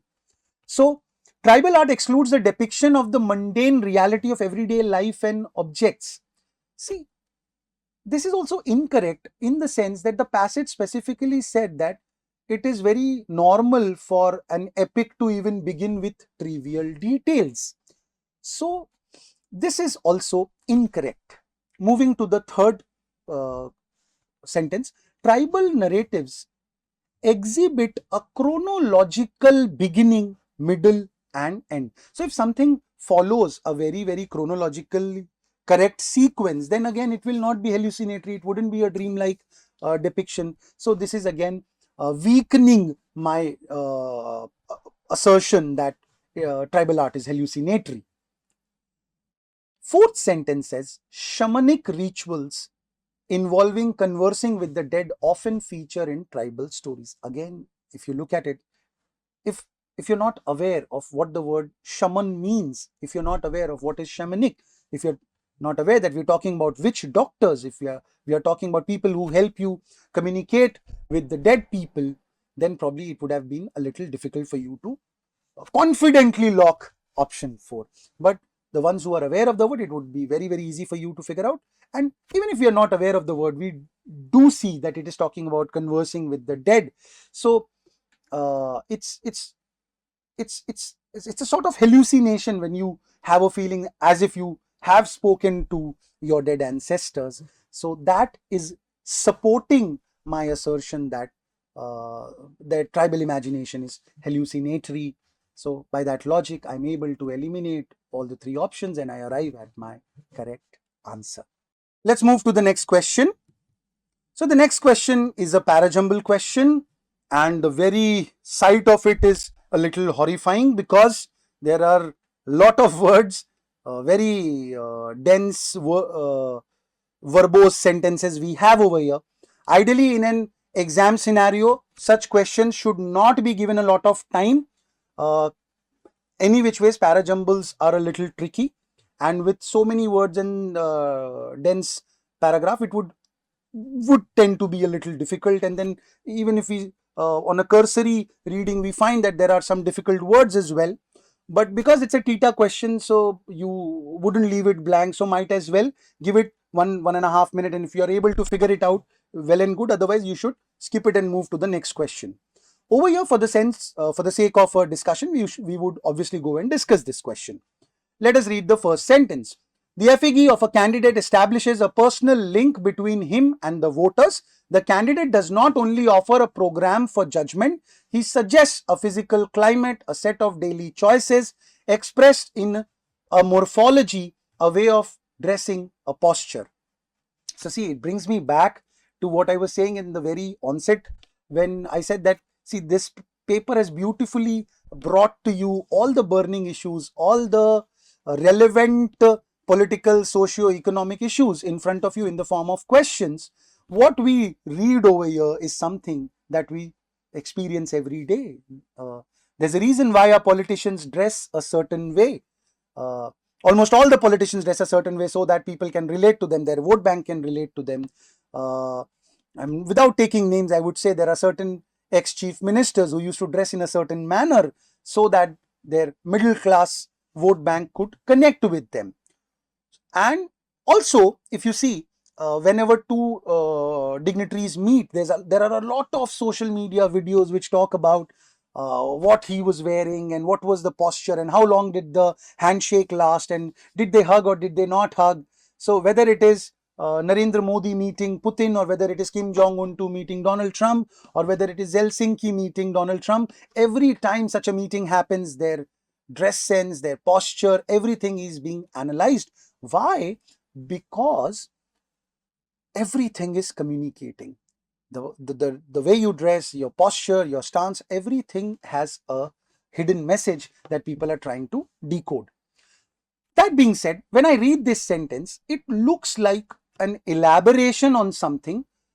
It does not look like a starter sentence to me, at least. It looks like probably something where we'll talk about elections or we'll talk about uh, imagery, and then probably we are going to come to this sentence. So for now, it looks like a follower. It doesn't look like a starter.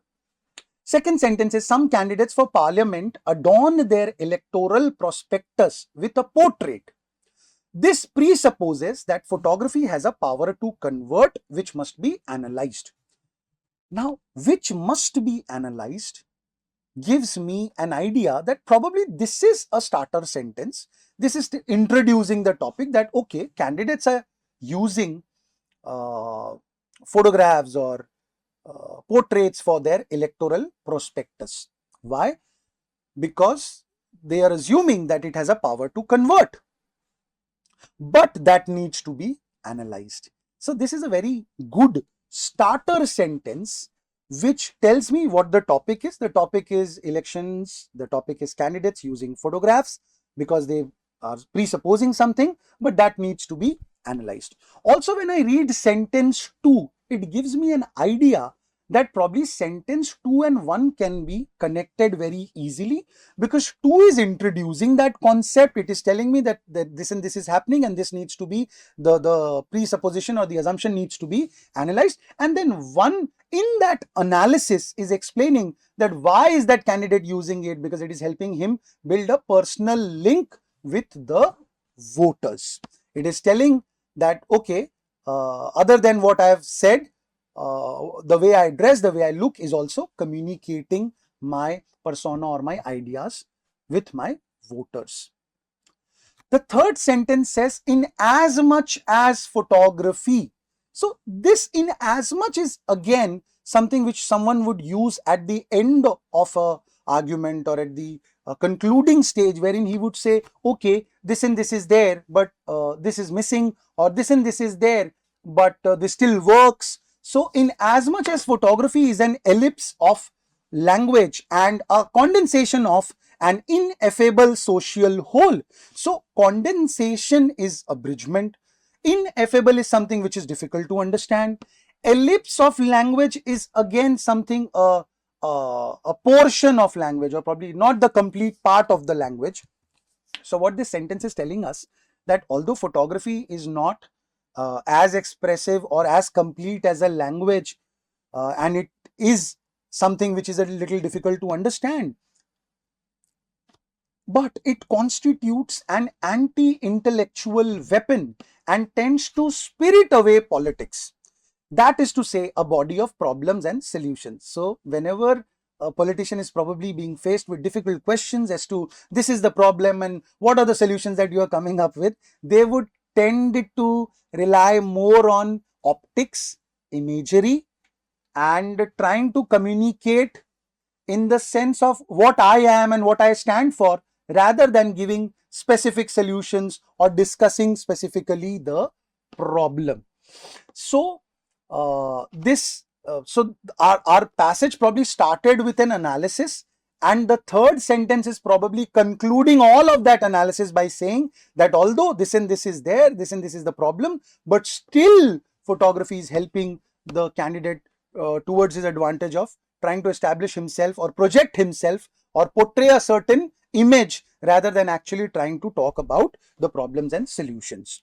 So as of now, I am believing 2 would be my starter sentence, 1 would follow it, and 3 would probably be the concluding sentence. Now let us read 4.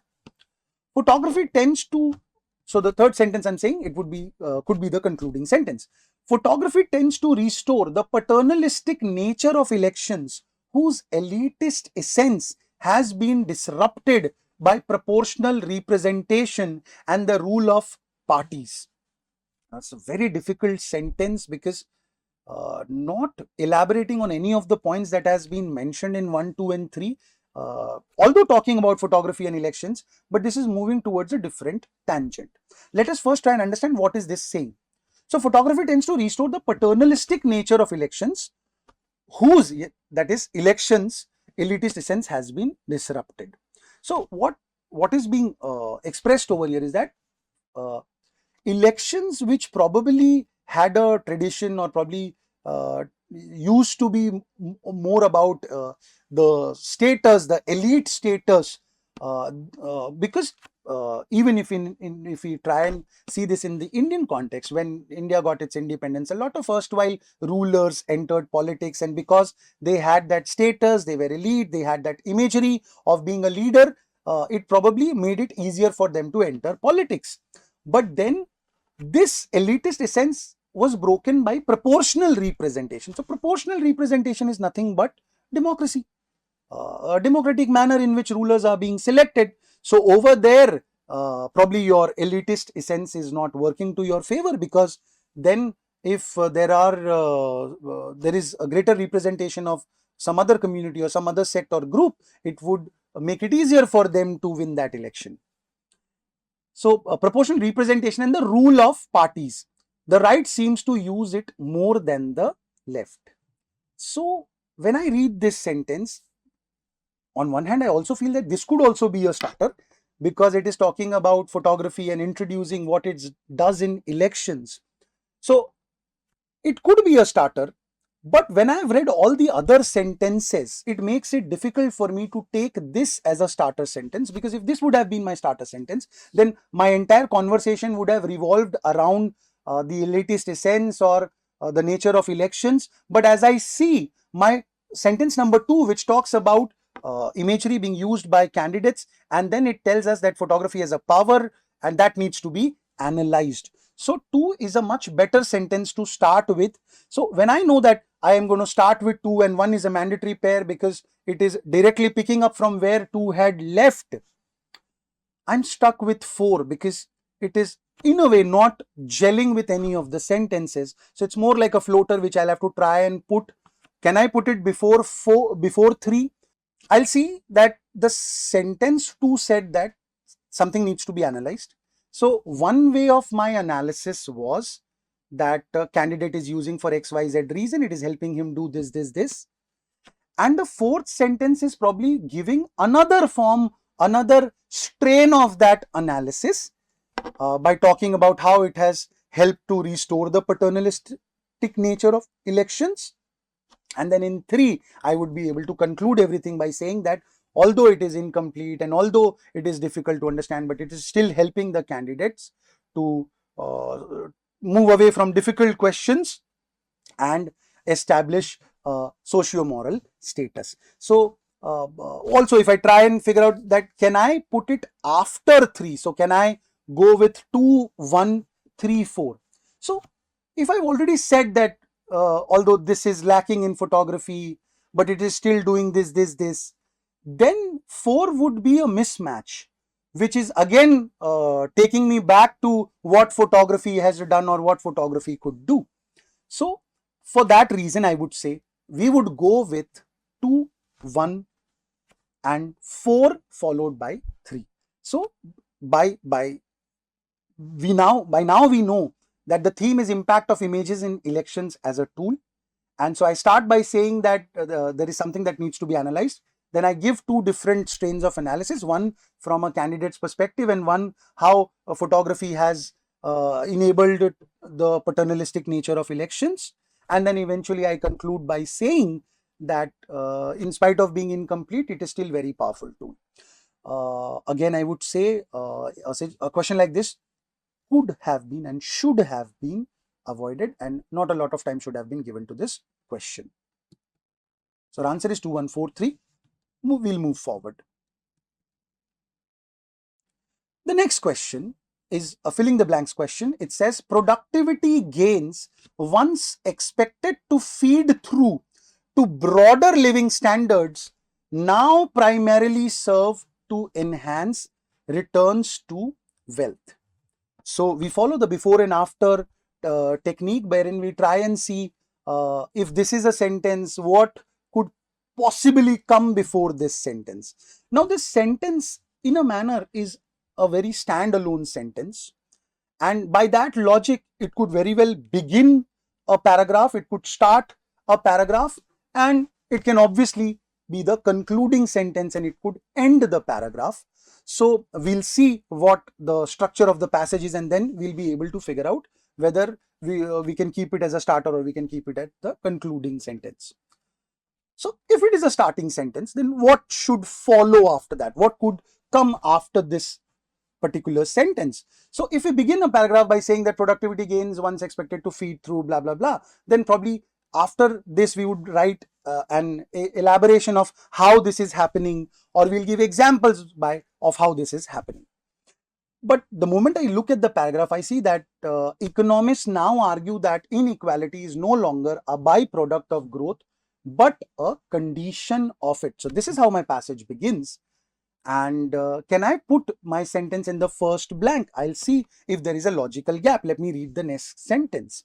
Unlike wages, wealth reflects not just income but also access to assets, favorable institutional conditions such as low interest rates, and public policies like low taxes and housing shortages.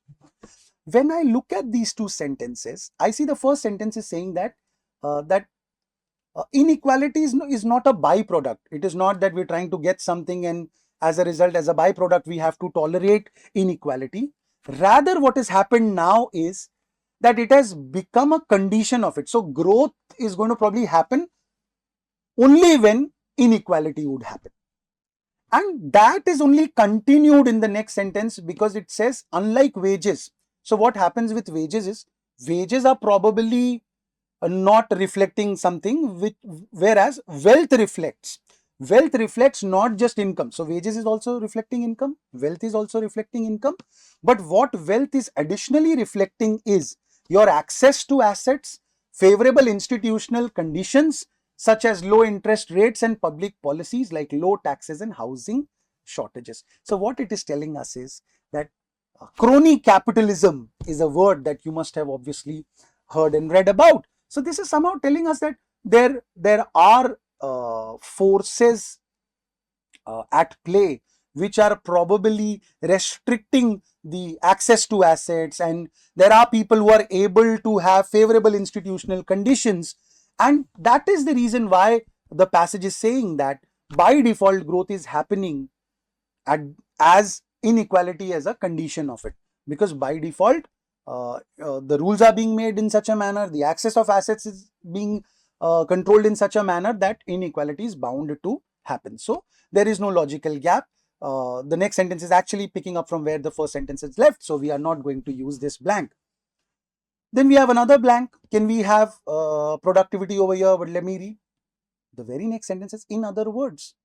So whenever we read in other words, so we know that it will definitely talk about the penultimate sentence. It would definitely talk about the sentence that existed just before it. So if in other words is talking about productivity gains, then we can put productivity gains in blank number 2. If not, we can't.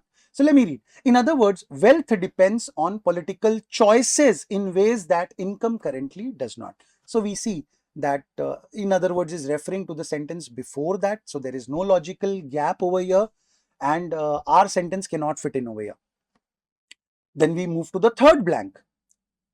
Wealth and income inequality are linked. Again, if you see, the passage is continuing the discussion on wealth and income. It began with unlike wages, wealth reflects, and then it is continuously talking about that particular aspect only. So it is not leaving me a room to introduce my sentence. although our sentence also talks about primarily serve to enhance returns to wealth, but then it is the main hero of this sentence is productivity gains, which is not discussed anywhere over here.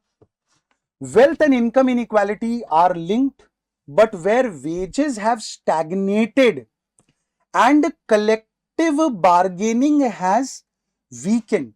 So over here also you see there is a direct link with mechanisms that once constrained it. So what it is saying is that it's not just the inequality itself that is the issue, but the erosion of mechanisms. So there were checks and measures or safeguards introduced in the economy which could probably arrest inequality. But what is now happening is there is a erosion of mechanisms that once constrained it.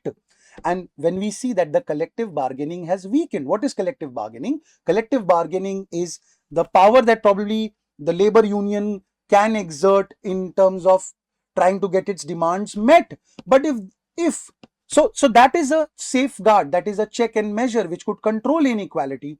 But as we see collective bargaining being weakened, so this is directly continuing the earlier sentence. Capital income derived from profits, rents and interest has been boosted by design. Because it was a very tightly packed paragraph, it did not give me any room to put in productivity gains once expected to feed through to broader living standards, now primarily serve to enhance returns to wealth. And also when I read my last sentence of the paragraph, it tells me that wages have stagnated. So in spite of the fact that probably if a worker is working hard and he's generating greater productivity, which would have earlier helped to increase his standards of living or overall standard of living, but what is now happening is that the impact of increase in productivity is directly being enjoyed by the haves and not by the have-nots, the wealthy people who are getting a greater returns on their wealth. So we will be placing our sentence in the fourth blank because that is the best place to place it. So option 2, we cannot do that because of simply, in other words, option 4, I am keeping this. Option 1, I cannot use it because we saw that it is explaining the idea that why inequality has today become a condition of growth. And moving to the third blank, because we know wealth and income inequality, the idea is totally connected. And also where we've mentioned erosion of mechanism that once constrained it, we get a direct reference to that when we say that collective bargaining has weakened. So without any doubt, sentence should fit in the blank 4. And any which ways, it was more like a standalone sentence, so it was better placed to either begin or end the paragraph. So our correct answer is going to be option 4. Moving to the next question, this is an odd one out question. Let us read this.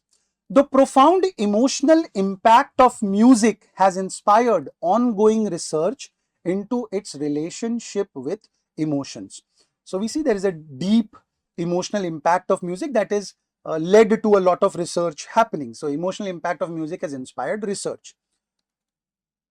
Music is a universal phenomenon that utilizes a myriad or multiple brain resources. So we're saying that there's universality in music, and it is something which uses a lot of our brain resources.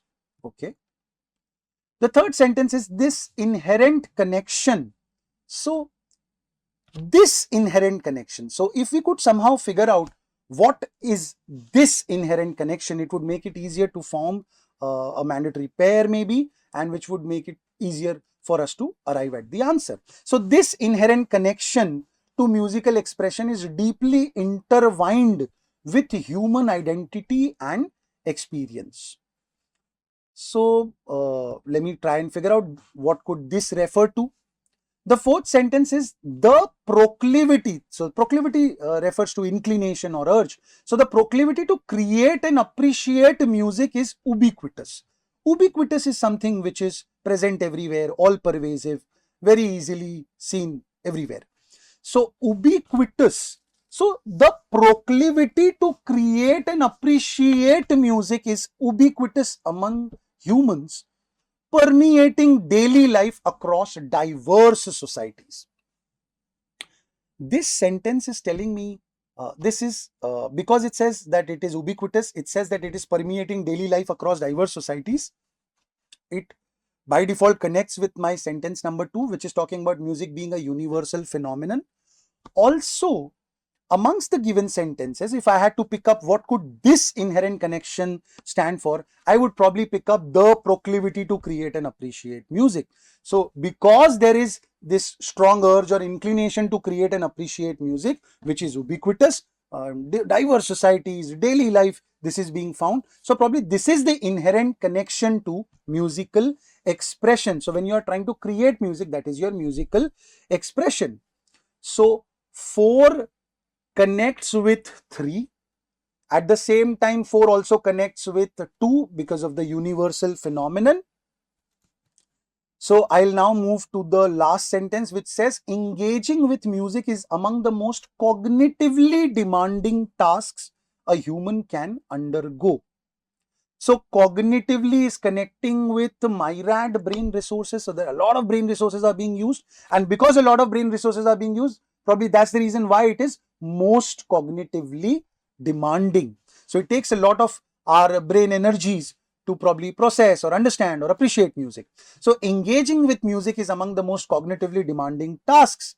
If I could just talk about someone like an A.R. Rahman, his music definitely is cognitively demanding, and you'll see more often than not, whenever you're listening to A.R. Rahman songs for the very first time, you kind of don't like it at all. And then when you listen to it the second time, probably you find that it's not that bad. Probably on the third and the fourth and the fifth hearing, you somehow end up falling in love with that piece of music. So it is actually a cognitively demanding task. So, and also it says that, and it is identified across culture. So this across culture connects with diverse societies, and also it connects with the fact that it is a universal phenomenon. So when I read all of this, I see 5 is connecting to 2, 5 is connecting to 4, 4 and 3 are connected because of this inherent connection and the proclivity. And moreover, the entire theme or the entire discussion revolves around the fact that music is something universal and it uses a lot of cognitive resources, or it is cognitively demanding. Whereas the first sentence, if we read, it talks about profound emotional impact of music has inspired ongoing research into its relationship with emotions. So neither is it connected with the universality, ubiquitous emotion, nor is it connected with cognitivity or brain. So it is on a different tangent, which is talking about what research would it lead to, or what research is it inspiring. So my theme was about all pervasiveness of music and its cognitive demands, and sentence number 1 does not fit into that. So therefore, I would take that as my answer. Now we move to the next question. This is a reading comprehension passage. Let us read this. We'll start with para 1. Imagine a world in which artificial intelligence is entrusted with the highest moral responsibilities, sentencing criminals, allocating medical resources, and so they're just elaborating and giving examples. What could be those highest moral responsibilities? Mediating conflicts between nations. This might seem like the pinnacle of human progress. Pinnacle is epitome or zenith. An entity unburdened by emotion, prejudice, or inconsistency, making ethical decisions with impeccable precision.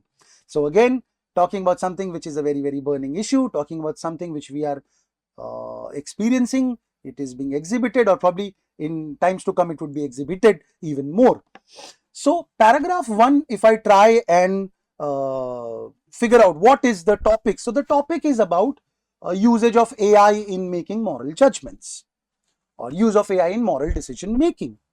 What is the argument that is being put forward? The argument that is being put forward is that AI, if it is entrusted with making moral decision making, it looks like the epitome of progress. because it is an entity which is free from prejudice or inconsistency. So, as far as paragraph 1 is concerned, it looks like the person is uh, somewhat positive about the usage of AI. But then when we read the second sentence, this might seem. So when the sentence says this might seem like, so I have my doubts, I have my antennas getting activated to quickly decipher whether the author is pro or against. We'll try and figure that out by reading the next paragraph. So the next paragraph says, yet. It begins with yet. That is a clear indication that, and we know that whenever these transition words are being used, author's opinion usually comes after this transition word, not before the transition word. So the transition word says, yet beneath this vision of an idealized moral arbiter, so arbiter is someone who arbitrates or judges, lies a fundamental question. Can a machine understand morality as humans do? Or is it confined to a simulacrum? Simulacrum is nothing but a simulation or reproducing something, trying to create a real like situation of ethical reasoning. AI might replicate human decisions without improving on them. So the author is now throwing in his questions, and he's throwing in his causes of concerns.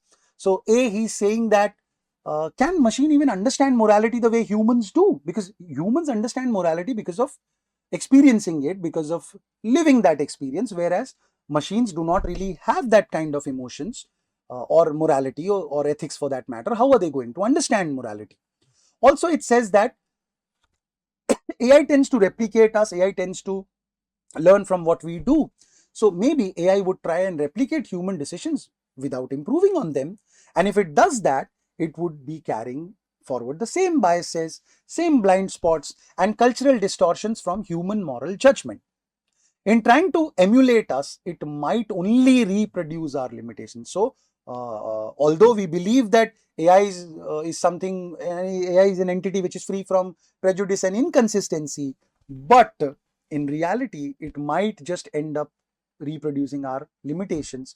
So, whatever biases or prejudices we had, AI would probably carry on the same, not transcend them. Transcend them would be to overcome them. But there is a deeper concern. Okay, so now the author is saying that, okay, I have these problems, but listen to me, I have a much bigger problem.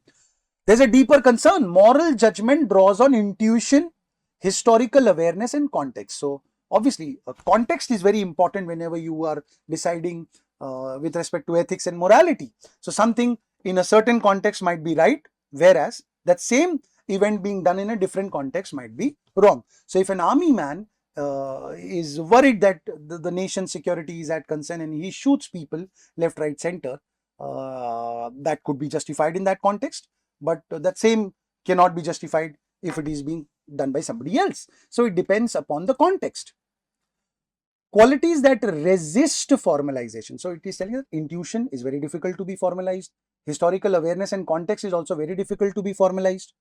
Ethics may be so embedded in lived experience that any attempt to encode it into formal structures risks flattening its most essential features. So whenever we probably try and encode ethics or formalize it, it might end up falling flat. If so, AI would not merely reflect human shortcomings, it would strip morality of the very depth that makes ethical reflection possible in the first place. So in the first paragraph, he talked about a possibility of AI being used for something, and in the second paragraph, his left, right, center raised his concerns as to why that needs a second examination or evaluation. So the argument is, questions are being raised on whether AI would be able to have a nuanced understanding of morality, and a bigger problem is discussed wherein things like ethics are tried to encoded, which is very difficult because they draw on intuition, historical awareness, and context. The next paragraph says, still, many have tried to formalize ethics by treating certain moral claims not as conclusions but as starting points. Okay, now again, there is a transition word, something promising, then yet, and now after the yet, he's again saying still. So now probably he's again going to talk about something positive. So still, many have tried to formalize ethics by treating certain moral claims not as conclusions but as starting points. So what the author is trying to tell us is that probably we can formalize things, but the precaution that we should take is we should not formalize on the lines of conclusions but as starting points. A classic example comes from utilitarianism. So utilitarianism is a branch of ethics which talks about the greatest good for the greatest number of people, which often takes a foundational axiom, the principle that one should act to maximize overall well-being. So that is what utilitarianism stands for. So utilitarianism is all about greatest good for the greatest number of people. From this, more specific principles can be derived. So, okay, if your starting point is utilitarianism, you know that this particular incident has to be judged on the tenets of utilitarianism. So, that is your, the starting point has been formalized, and now you can probably continue your analysis. And from this more specific principle, from this, so when you fix this as the starting point, then more specific principles can be derived. For example, that it is right to benefit the greatest number, or that actions should be judged by their consequences for total happiness. As computational resources increase, AI becomes increasingly well suited to the task of starting from fixed ethical assumptions and reasoning through their implications in complex situations.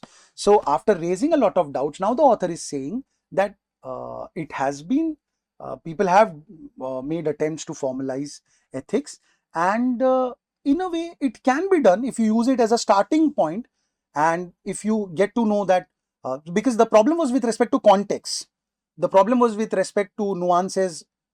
But if you know exactly what would be my starting point, what kind of assumptions am I supposed to start with, then probably, and also it is also saying that if more and more computational resources would be available, then probably AI can become well suited to deal with these problems. So the argument is attempts have been still made to formalize ethics by treating moral claims as starting points, and with an increase in computational power, AI may become well suited to deal with these things. So moving to the next paragraph, but what exactly does it mean to formalize something like ethics? Again, there is a but. So this person is starting with something, then he's using yet, and then he's using still, and now he is using but. So there's a continuous to and fro. But what exactly does it mean to formalize something like ethics?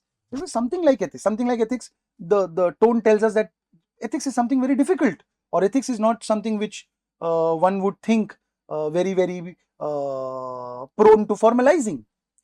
The question is easier to grasp by looking at fields in which formal systems have long played a central role. So now the author is looking for precedents in the past where formalization has worked in the favor. Physics, for instance, has relied on formalization for centuries. There is no single physical theory that explains everything. Instead, we may have physical theories, each designed to describe specific aspects of the universe, from the behavior of quarks and electrons to the motion of. So it talks about, it's talking about greater detail in as to how different theories have been there, and they've talked about different things.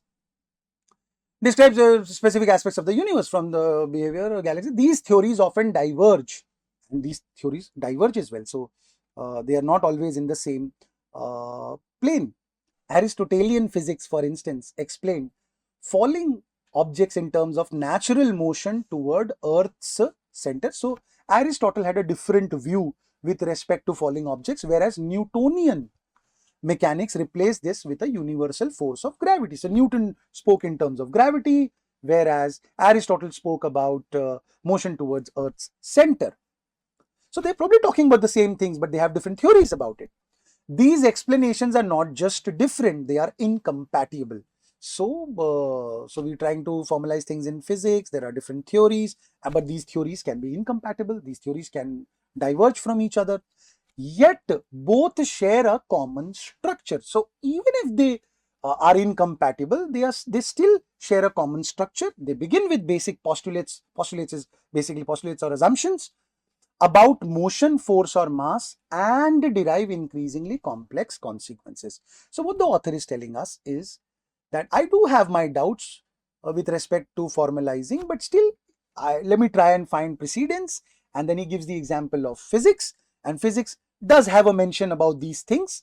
And in spite of physical theories diverging and contradicting each other, but they still have common set of assumptions, they still have a common structure, they begin with their own assumptions, and they still help us derive increasingly complex consequences. So the argument is that we are trying to compare ethics to physics and highlighting that formalization has worked in physics with the right starting point and assumptions. So if you have the right starting point, if you have the right assumptions, you would still be able to make the theory work, and you'd be able to derive logical conclusions.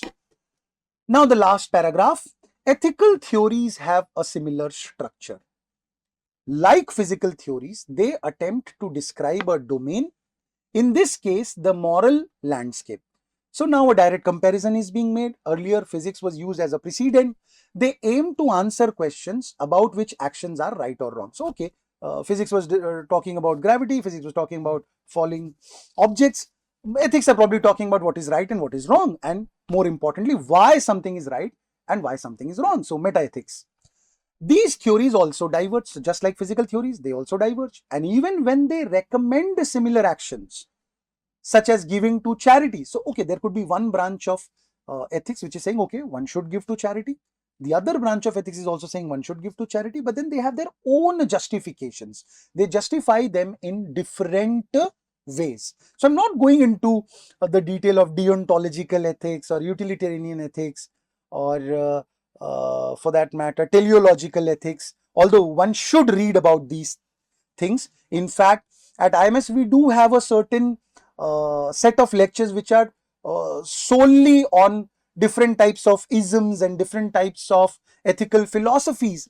They are difficult to read, they are difficult to comprehend. So, the last thing that I would want is to read them for the very first time in the exam. If I have read these things in the past, it makes my work easy. It makes it easier for me to understand these things in the exam scenario. So, you could probably take some time out, read about deontological ethics, read about teleological ethics, and read about, let us say, utilitarianism. Moving ahead. So it says that from which, so ethical theories also often begin with a small set of foundation principles. So over there we said postulates and assumptions, from which they reason about more complex moral problems. So in the entire to and fro, I'm still not clear, what does the author want? Does he want AI to be used, or does he not want it to be used? So let us first figure what is the final argument. The final argument is ethical theories are similar to physical theories, as there could be multiple theories and they may diverge, and they have their own justifications for an action to be right or wrong. So let me recap everything so that I am able to figure out whether the author is pro AI or anti AI. What is he saying? So the first part said delegating moral judgments does look like the pinnacle or epitome of human development, because AI as an entity is free from bias or prejudice and inconsistencies. But in the very next paragraph, he says that as moral judgments depend on nuanced understanding of morality, it might not work, and there would be difficulties in formalizing ethics because they depend on intuition, historical awareness, and context, something which is averse. It does not want to be formalized. The third paragraph said formalization has worked for physics, although it had diverging theories, because they share common structures, and if you have the right starting point and assumptions, you could still deal with the complex consequences. In the last sentence, it says, similarly, ethics also has multiple theories which diverge, and different theories have different justification for what is right and what is wrong. So maybe what the author is trying to tell us is that right now probably it is not totally uh, able of handling these things, but yes, under certain circumstances, under certain situations, if XYZ is handled properly, if you have the right starting point, if you know what assumptions to begin with, then, and also if there is increased computational resources, then probably AI would be in a position to deal with these things. So let me read the first question. choose the one option below that comes closest to being the opposite of utilitarianism. Now, utilitarianism, we are aware that it refers to the greatest good of the largest number of people. So, it is telling me we have to figure out what is the opposite of utilitarianism. So, anything which is not trying to maximize the total welfare would probably be my correct answer. That is the shadow answer that I have in my mind. Let me read now. The authors advocated an absolutist stance following exceptionless rules. So there would be no exceptions. Nobody is above law, regardless of outcomes, and evaluating choices by broadest social benefit. Although this sentence, this option tries to make it a little difficult for me because it is on purpose using words which probably do not go well with utilitarianism. Utilitarianism is such a harmless, such a beautiful word, but it is talking about absolutist stance. It is saying regardless of outcomes. But what is more important is I have to see what are the choices being evaluated, what metric or what parameter are they being evaluated. So as long as they are evaluated on the metric of broadest societal benefit, that is what is utilitarianism. So this is not opposite. Second, the committee adopted a non-egoist framework. So non-selfish, talking more about yourself, ranking policies by their contribution to overall social welfare. Again, if you are ranking or if you are considering the overall social welfare and treating self-interest as a derivative concern within institutional evaluation. So if you are subordinating self-interest and if you are prioritizing social welfare, you are again on the right track of utilitarianism. So 2 is also not my correct answer. The council followed a prioritarian approach, assigning greater moral weight to improvements for the worst off. Now it looks very harmless, but when you say that you are going to prioritize the people who are the worst off, so you are trying to benefit a certain section of the society. So let us say a scheme is being evaluated and you are trying to figure out whether it should be adopted or not adopted. If you accept it or allow that because it is going to help the most downtrodden or the most underprivileged, then in a way you have abandoned utilitarianism, because utilitarianism is about the greatest number of people should get benefited, the largest number of people should get the highest amount of welfare, and it is saying rather than to maximizing total welfare across the affected population. So you're not trying to help the total population, you're not trying to maximize total welfare of the affected population, you're trying to help only a certain section. So that looks like the correct answer because it is going against the tenets of utilitarianism. The fourth option says the policy was cast as a deontological ethics. Deontology refers to duty. The word deon refers to duty. Selecting the option that delivered the highest total benefit to citizens while presenting duty as a secondary consideration in public decision making. So now if you look at this option, probably a lot of philosophers would get angry with this option, because on one hand you're saying that you're going to do something which is working on deontological ethics, which treats your duty to be most important irrespective of who gets benefited or not. So if a Katappa, or if I could borrow from Mahabharata, if a Bhishma had a duty of serving the throne, they were right in serving the throne, although their decision led to the Kauravas or someone like a Ballal Dev winning. But if you read the option properly, you do not need to know a lot about deontology or Mahabharata or Bahubali. It is saying selecting option that delivered the highest total benefit to citizens. So all these options have been constructed to confuse you, to make it difficult for you to arrive at the correct answer.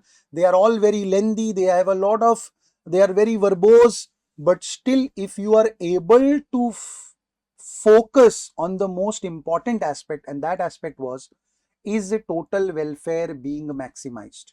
You would be able to arrive at the answer, and the correct answer is obviously going to be option number 3, because it was trying to help the worst of the people who are at the most disadvantaged position, and you are not trying to maximize total welfare. So to each one his own. Some people, if they are able to read it and focus on the critical areas, may find it easy, but overall probably students would have found this question to be difficult. Moving ahead, the next question is, the passage compares ethics to physics, yes, where different theories apply to different aspects of a domain, and says AI can reason from fixed starting points in complex cases. Which one of the assumptions below must hold for that comparison to guide practice? It's a critical reasoning question. Again, very lengthy. The question itself is lengthy enough, and then the options are again lengthy. So this was a common observation that students had, that although, sir, we did not find VRC very difficult in terms of the passages being very difficult, but the options were all very, very lengthy, very, very verbose. That's true. And if I had to rank all the passages in this paper, I would say probably this was the passage which was a little difficult. The other passages that we've gone so far were very, very easy, and the answers were also easy to arrive at. But again, this question is critical reasoning. Ideally, if I would have been attempting a paper, I would have attempted this as the last question. But for the sake of continuity, we'll discuss this right now. So what it is telling us is that we know that ethics was compared to physics. Let us directly read the question stem. It says, which one of the assumptions below must hold for that comparison to guide practice? So we know that the best way to arrive at the answer for an assumption is that we'll have to try and negate that, and we'll see if we negate that assumption, would the conclusion fall flat? And if that is happening, then probably that is the most important pillar, and that pillar should not be destroyed. So first of all, let us try and understand what does it mean by to guide practice. So what it is telling us is that, see, physics has been able to deal with formalization. Why? Because in spite of different theories, people are very clear as to what should be the starting point, which theory should be used to understand which aspect in a better manner, what should be your starting set of assumptions, and then probably you would be able to arrive at logical conclusions. So my answer would be, shadow answer would be something related to that. So if physics has been able to do that, ethics would also be able to do that, as long as we know what is the correct starting point. If you remember, in the passage also he said that there has been attempt of formalizing ethics, and wherein you are not using it as a conclusion, but you are using it as a starting point. So if you have a fixed starting point, you know which starting point to use, then you would know whether you are supposed to use utilitarianism over here, or deontology over here, or teleology over here. Then probably you would be still able to deal with complex situations. So let me read the first option. There is a principled way to decide which ethical framework applies to which class of cases, so the system can select the relevant starting points before deriving a recommendation. So it kind of matches with my shadow answer. And even if I try and negate this, so if let us say we read there is no principled way to decide which ethical framework applies to which class of cases. The moment we negate this, everything falls flat.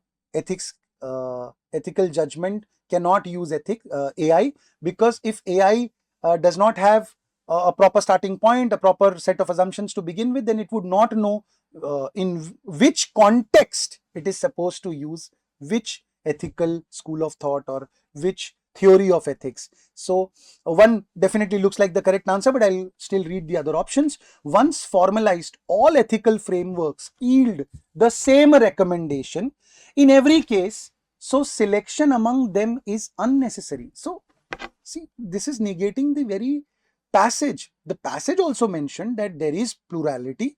The passage mentioned that there are multiple things that are happening, and we would have to, and ethics also has a lot of theories. We've read that they diverge also. So when you say that there is no need to make a selection as to which theory should be used, that would be incorrect.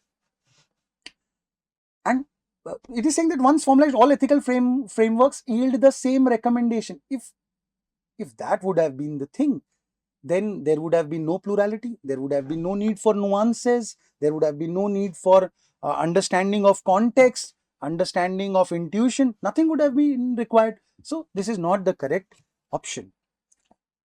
Real cases never straddle different areas, so a case always fit exactly one framework without any overlap whatsoever. This is again denying the plurality.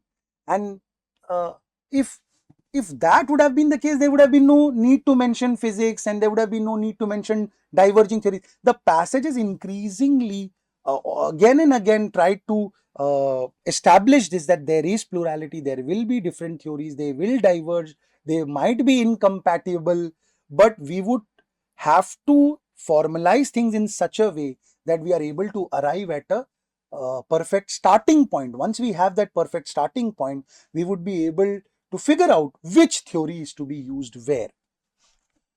Fourth option is a single master framework replaces all others after translation into one code, so domain boundaries disappear in application. See, in a way, if 2 would have been the correct answer, I'll tell you, if 2 would have been the correct answer, then 4 would have also been the correct answer, and then 3 would have also been the correct answer, because all the 3 options, 2, 3 and 4, are trying to eliminate plurality, are trying to talk about a formalization where there is absolute uniformity and one formula will fit all, but that is not the case. Therefore, all of the 3 options are incorrect, and I would have to go with my shadow answer. I would have to go with option 1. Moving to the next question, all of the following can reasonably be inferred from the passage except. Now, obviously, for something like this, I cannot have a shadow answer. I'll have to rely on elimination. So let us read the first option. The appeal of an AI judge rests on immunity to bribery, very good, partiality and fatigue. Yet the text questions whether procedural cleanliness amounts to moral understanding without lived context and interpretive depth. This kind of summarizes my first paragraph and my second paragraph. So it looks like a good answer. It is talking about, but then I have to pick up except. So in that sense, it is talking about what is being mentioned in the passage. So this can definitely be inferred, because the passage does mention in the first paragraph that an entity is free from bias and prejudice. But then in the second paragraph, it tells us that whether it would be able to do justice to this, because moral judgment depends on intuition and it depends upon experience and etc. etc. So one can be inferred. By analogy with physics, compact postulates can yield broad predictions across incompatible theories, and ethics can likewise share structure while continuing to diverge rather than close on a single comprehensive framework. So this is the summary of the last 2 paragraphs, which said that yes, physics has plurality, but then physics has still been able to have a proper set of assumptions, and in spite of theories being incompatible, diverging, physics has still been able to make great sense of it, and ethics can also follow suit, provided it has a proper starting point, it knows which framework to be used in which context. So this is also inferable. Third says encoding ethics into fixed structures risks stripping away intuition, history and context, and if that occurs, the depth that enables reflective judgment disappears, so machine would mirror our limits rather than exceed them. So this is more connected to the second paragraph, wherein it says that if you try and encode it, what is the bigger problem is how can you codify or encode something like ethics, because it relies on historical knowledge, awareness, intuition. So directly second paragraph has been paraphrased over here for us, so this can also be inferred. The last sentence says, with fixed moral starting points and expanding computational resources, the argument forecasts Convergence on one ethical system. So fixed moral starting points, good. Expanding computational resources, yes, these are some of the preconditions that the author wants to happen so that ethics can be, AI can be used in moral judgment.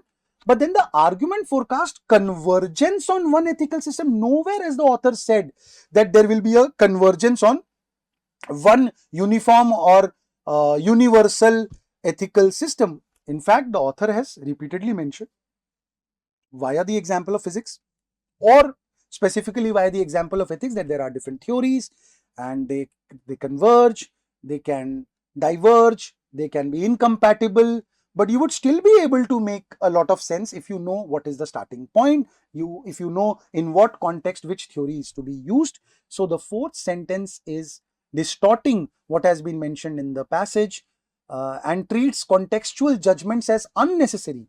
Not at all. Contextual judgments are very, very important because only then you would be able to make a proper judgment once formal reasoning scales across domains and cultures. Nowhere has the passage mentioned that we would be able to reach a stage where formalization would reach such a stage that there would be no need to differentiate between different contexts or cultures or domains. So our answer is going to be option 4. We'll eliminate all the other 3 options and option 4 is going to be my correct answer. The next question says, which one of the options below best summarizes the passage? So main idea question, it is trying for us to give a central idea. So the central idea was that AI has its pros, but it also has its cons, and therefore we would need a few more things to happen, whether it is being able to use formalization as a starting point, or let us say increased computational resources. And if all of that happens, then probably AI can be used to deal with certain complex moral judgments. So let me try and find if we have something like that. So the passage highlights administrative gains from automation. It treats reproducing human moral judgment as progress and argues that as computational resources increase, AI can be responsible for decision making across varied institutional settings. So some aspects of the passage are covered over here, but then the meaning has been distorted because the prerequisites are not mentioned over here.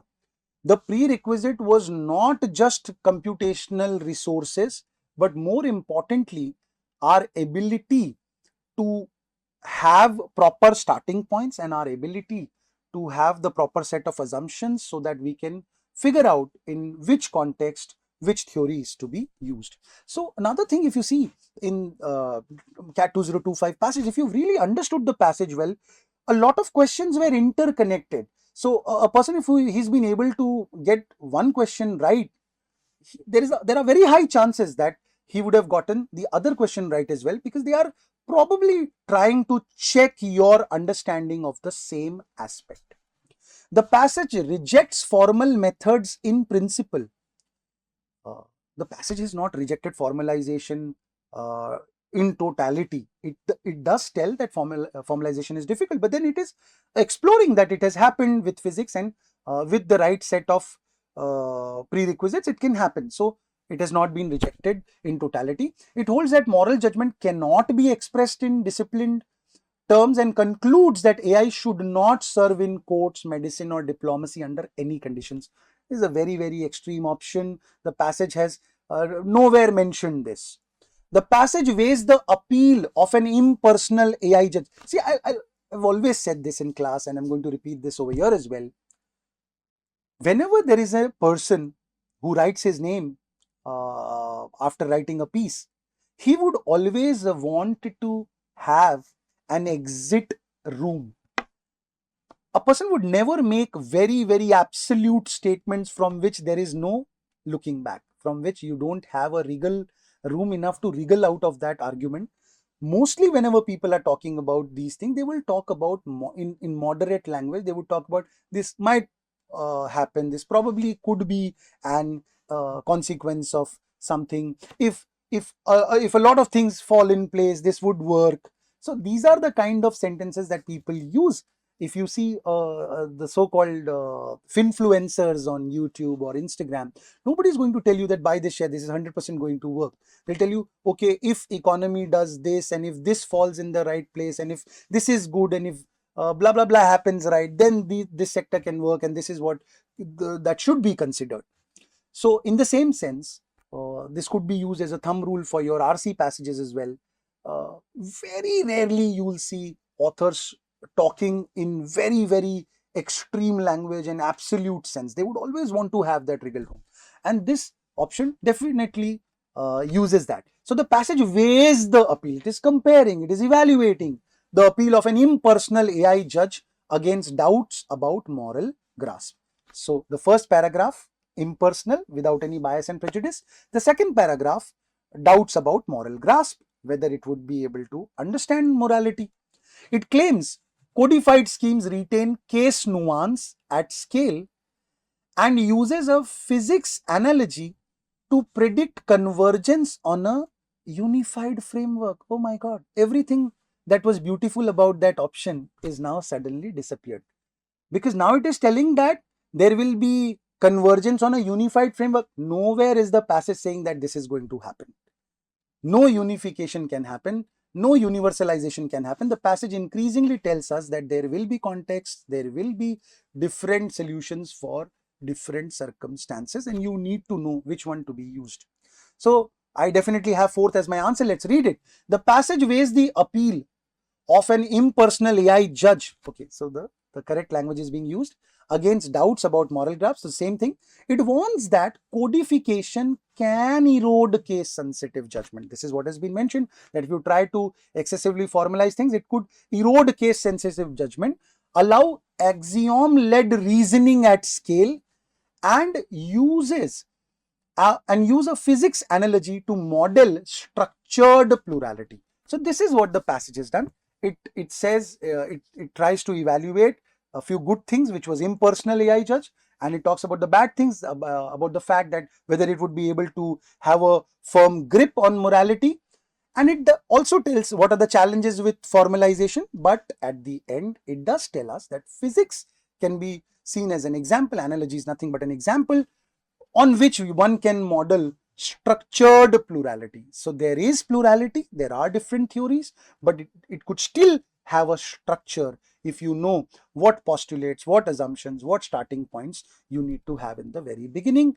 So by that logic, we are going to eliminate the first three options and click fourth as our correct answer. Now let us move to our last RC.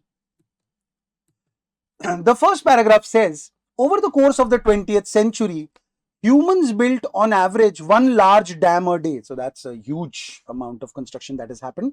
Hulking structures of steel and concrete designed to control flooding, facilitate irrigation, and generate electricity. Dams were also lucrative contracts, large-scale employers, and the physical instantiation. Instantiation is when you try and give an instance as an example. When you give a very specific example, we use the word instantiation of a messianic. Messianic refers to something which is related to Messiah. Messianic drive to conquer territories and control nature. So we're probably trying to act God and trying to control nature. Some of the results of that drive were charismatic mega infrastructure, the Hoover on the Colorado River or the Aswan on the Nile. But most of the tens of thousands of dams that dot the Earth's landscape have drawn little attention. So there have been some structures which have established themselves as charismatic mega infrastructure, but then there are thousands of them which have drawn little attention. These are the smaller, though not inconsequential barriers. So although these dams are small, but still they are not insignificant. They have their consequences because they today impede. Impede refers to restricting or stopping, and it is usually used in a negative context. The flow of water on nearly 2/3 of the world's large waterways. Chances are what your map calls a lake is actually a reservoir, and that thin blue line that emerges from it once flowed very differently. So the last line of the paragraph is trying to probably connect with control over nature, wherein what you see today as a thin blue line before these dams were being created or before people started playing Messiah, these rivers probably flowed very, very differently. So we understand that the topic of the passage, although the first paragraph mentions about structure of dams, but even when we read this, we clearly understand that the author is probably going to talk about the impact of dams and what is the important argument that he's trying to explore. So the argument over here is that the large number of dams have been built and they've generated employment also, but moreover there is a manifestation of drive to control nature. The second paragraph says damming a river is always a partisan act. So here he directly starts hitting his points. Partisan refers to anything which is being done with a bias or prejudice, anything which is done to support a certain party, a certain section, not being fair. Even when explicit infrastructure goals were met. So what are these infrastructure goals? Irrigation, flood control and electrification. Other consequences were significant and often deleterious. So the author is saying, even if I believe that a lot of these explicit goals have been met, but still there have been other consequences and probably nobody's talked about it. But these consequences have been significant, they have been deleterious. Deleterious refers to harmful.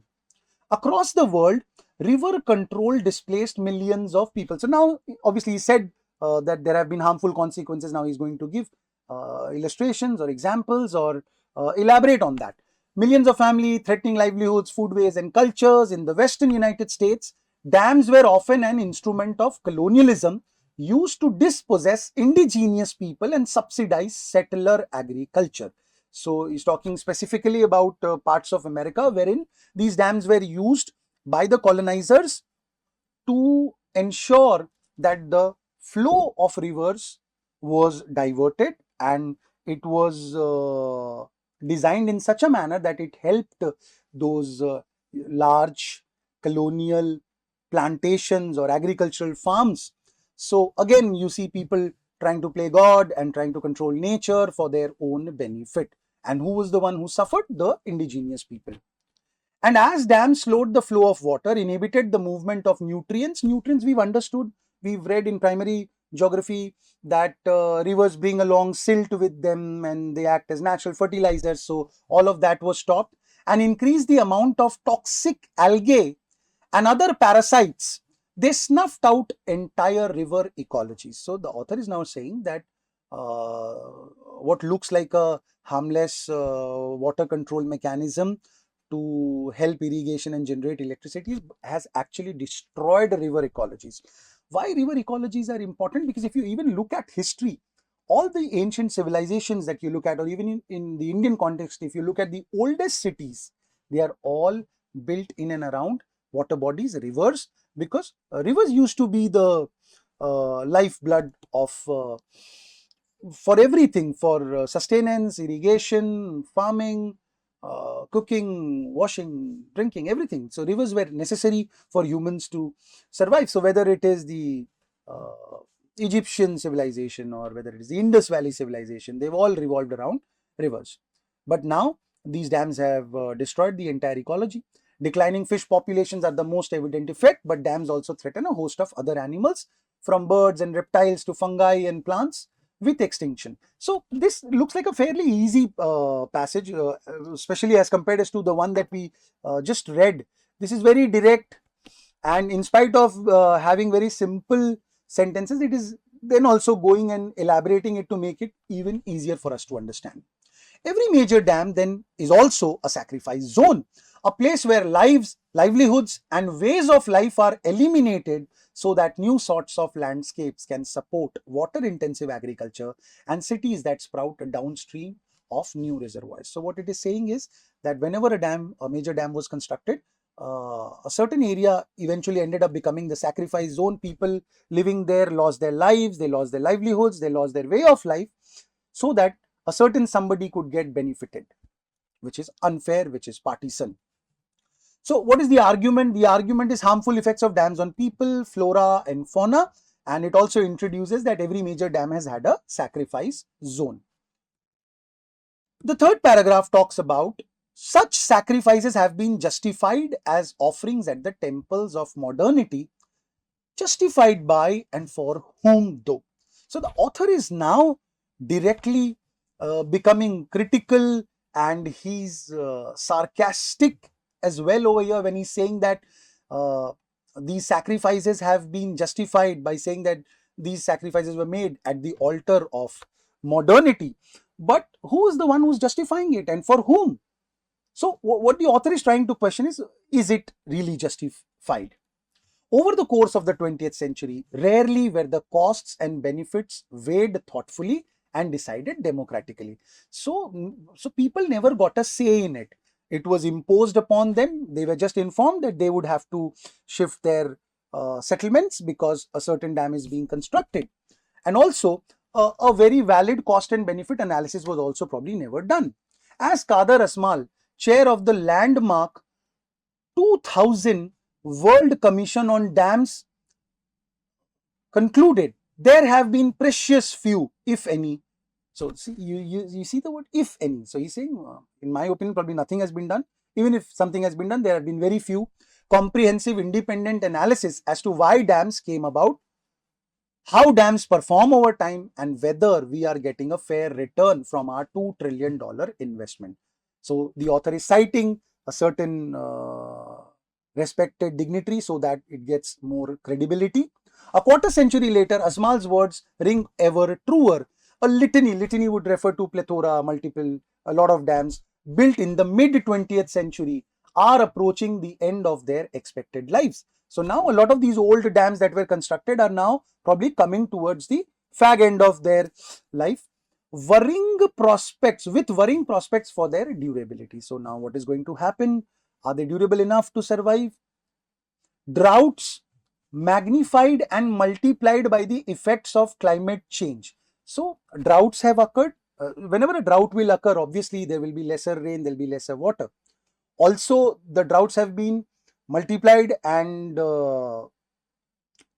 multiplied by the effects of climate change. So climate change would probably result into irregular rains, different types of weather conditions, whether it is probably increase in temperature, etc. That would also have an impact on amount of water available, have forced more and more to run below capacity. So the author is also saying most of these dams are now running below their capacity. If ever there were a time to rethink the mania for dams, it would be now. So the author is saying it's the right time to probably do what has never been done, start questioning, start doing an analysis, start doing a cost benefit analysis to figure out whether these dams were needed in the first place or not. So the argument is about author questioning the justification of sacrifices because there are no concrete evidences to establish the beneficial effects, and probably this is the right time to rethink. The last paragraph, again a very small paragraph, which says there is some evidence that a combination of opposition, alternative energy sources, and a lack of viable projects has slowed down the construction of major dams. So with reference to the Western US, probably this passage is written in the context of America. Maybe, maybe not. But even if it is written with respect to something else, we know that whatever particular place that he's referring to, over there probably the construction has started slowing down because people have started opposing. We've now discovered probably wind energy and solar energy, so probably people do not really want to rely on hydroelectricity that much, and a lack of viable projects. So probably not a lot of river projects are there on which you can build a viable dam, has slowed the construction of major dams. But a wave of recent and ongoing construction from India and China to Ethiopia and Canada continues to tilt the global balance firmly in favor of water impoundment. Water impoundment is nothing but trying to enclose water in the form of dams. So what we see over here is that although at some places or place probably the construction has slowed down, but there is still a wave of construction that is going on, and this wave of construction is in a way rationalizing water impoundment.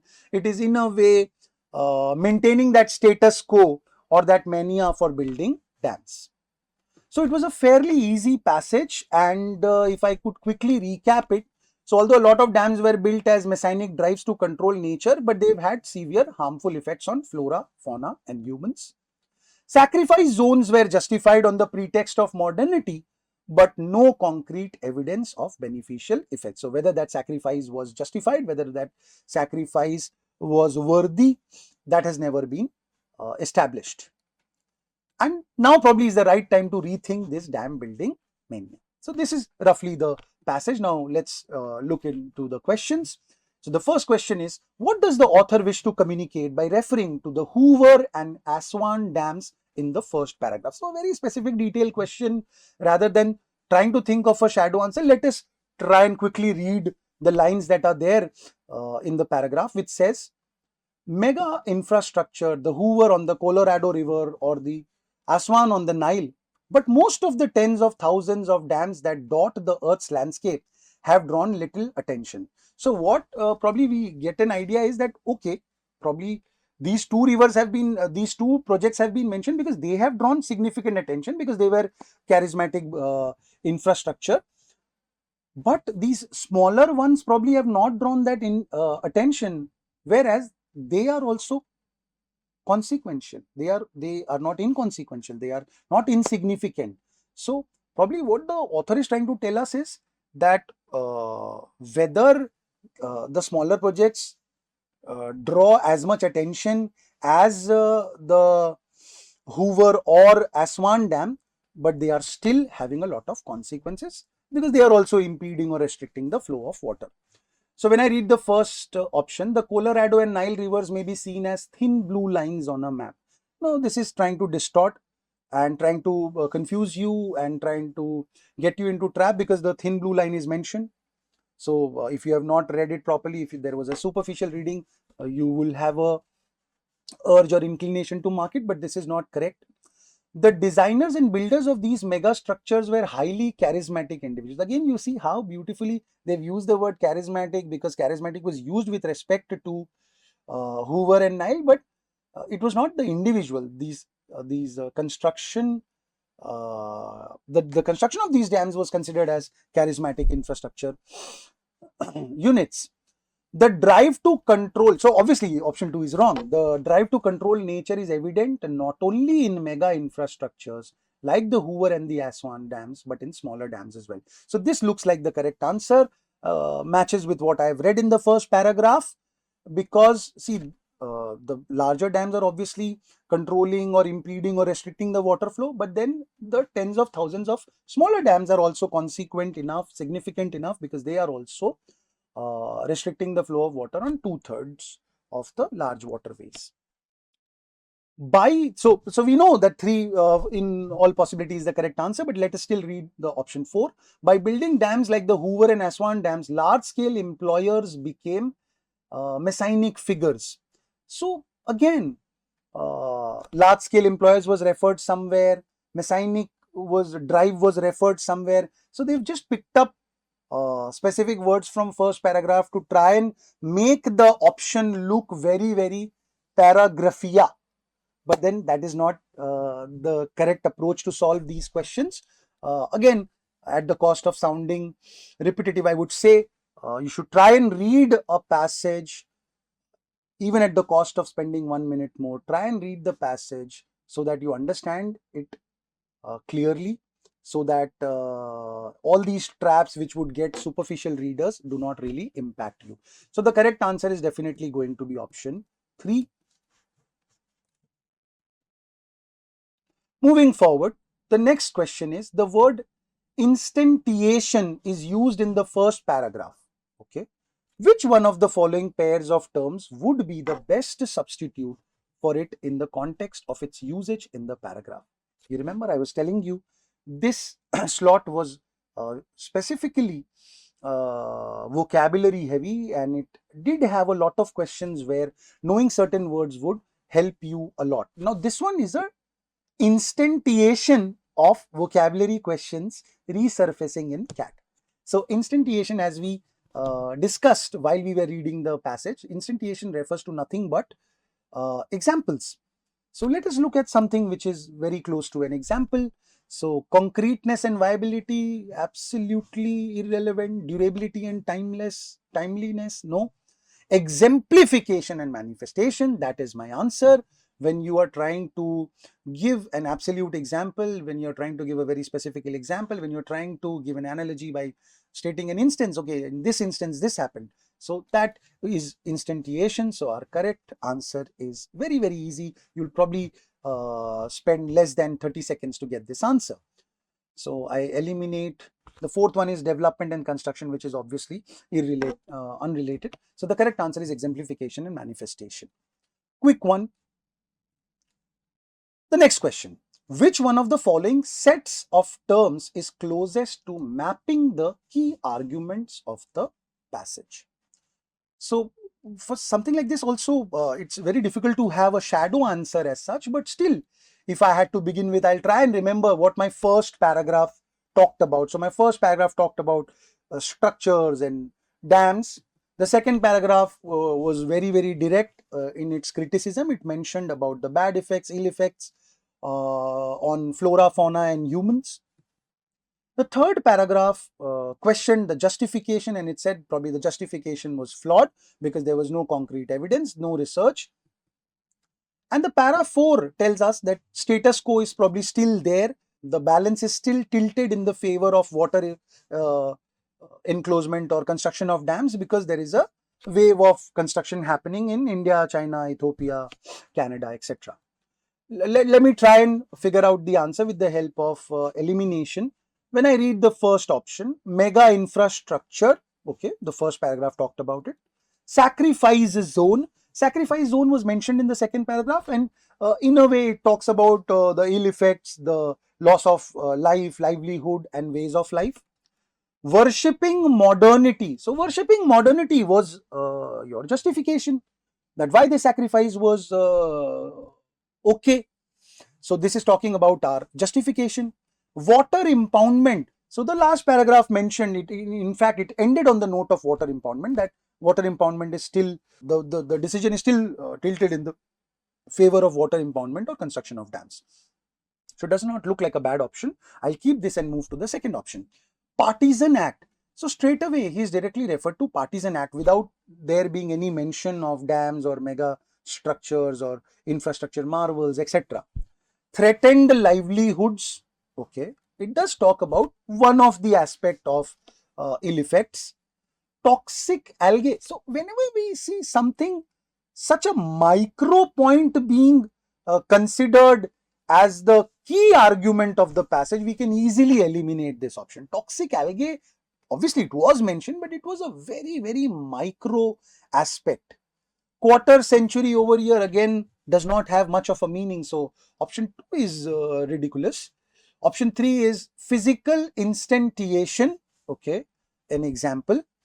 Partisan act, decided democratically. That's the end of the argument. The author says that it was never decided democratically. How can we say decided democratically to be the correct answer? And alternative energy, although mentioned, but then again it was not a very key argument. The key argument was probably opposition and viability, and it did mention alternative energy, but straight away mentioning alternative energy would cast an impression as if the passage had probably an entire paragraph dedicated to alternative energy, which was talking about how alternative energy can solve this problem. So again, third is also not a correct answer. Lucrative contracts, sacrifice zone, expected lives. What is expected lives over here? And then you have global balance. There was, how on earth do we have a global balance? If at all, there was only imbalance, partisan, some people benefiting, some people not benefiting. So there is no global balance in that sense. And the fact that dams are being built in multiple countries also cannot be construed as any sort of a global balance. So by that logic, our first option looks like the correct answer. We'll go with the first option, eliminating 2, 3, and 4. We now have our correct answer.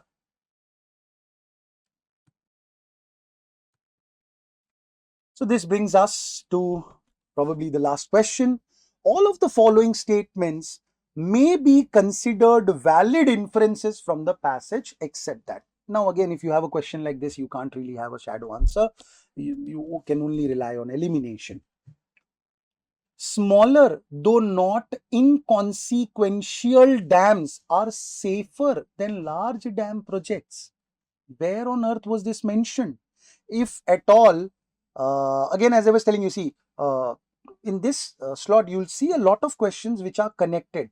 So we already saw a question which did tell us that Hoover and Aswan, why have they been mentioned? Because we saw over there that it's not just these larger dams, but the smaller dams also probably were trying to play God and control nature. So nowhere it has been mentioned that smaller dams are safer than large dam projects. It was not compared on that sense, on the sense of scale as to which dam was safe and which dam was unsafe. So in a way it looks like the correct answer, but let me read the other options. Despite increasing evidence of opposition to dams as well as alternatives to them, they continue to be built. So this can be inferred because we saw that there is opposition, there is alternative energy available, there are a lot of other reasons, but still there is a wave of construction happening in India, China, Ethiopia, Canada, etc. So this can be inferred. Dam building has proved to be an extremely costly enterprise that may not be justifiable. So this has also been mentioned, not directly, but we can probably still infer this because in one place we read that $2 trillion has been invested. In another place, we also read that lack of viable projects. So when we say lack of viable projects, that again tells us that probably now it is not making a lot of commercial sense because it is very costly to make these dams. So not a very direct inference, but can be remotely inferred. And moreover, when we already have one which is something totally against what is being mentioned in the passage and has already been discussed, 3 looks like a safe inference. The last option is processes of colonization have used dam building to make people vacate their territory. Now this has been mentioned, displacement, people losing their way of life and livelihood, etc. So this has obviously been mentioned and it can be easily inferred. So that brings us to our correct answer. We'll eliminate all the wrong ones and now we have the correct answer with us. This actually brings us to the end of slot 3 of 2025 solutions. I hope you enjoyed this ride and you probably got to learn some new things, some new techniques. If you have any difficulty, try and reach out to IMS in whatever format are you viewing this video. Do reach out to us. We'd be more than happy to hear from you. As a parting message, all that I can say is, see, whenever you look at a certain year's solution, most of the times they look not very complicated. So if there is somebody who's preparing for CAT right now and he's going to write his first CAT now, he wouldn't probably reciprocate or agree to the people who actually appeared for this exam in the year 2025. So when you're actually sitting in that examination hall, that is a completely different emotion. Even something which is not very complicated can become complicated because there is panic, because there is nervousness, because there is fear. And therefore, every person who appears for a test always finds the paper to be more difficult than any other aspirant who looks at that paper. So historically, if I am to tell you, the paper of 2023 was considered as a very, very difficult paper. But now after watching this video, you can probably take some time out and look for the solution of 2023 question paper for VARC as well. So some of you would probably find it not very difficult, or you'll find, say, it's, let's say it's moderate to difficult, but I don't know why people are making such a huge issue about it. But the ones who appeared for that paper, they really know how difficult it was. So whenever there is a surprise being thrown at you And if that surprise happens in the examination hall, it becomes really, really difficult. So if you talk about this particular paper, that surprise could be very, very lengthy options, very, very verbose sentences. So some of it was easy, some of it was difficult, but then that's the game.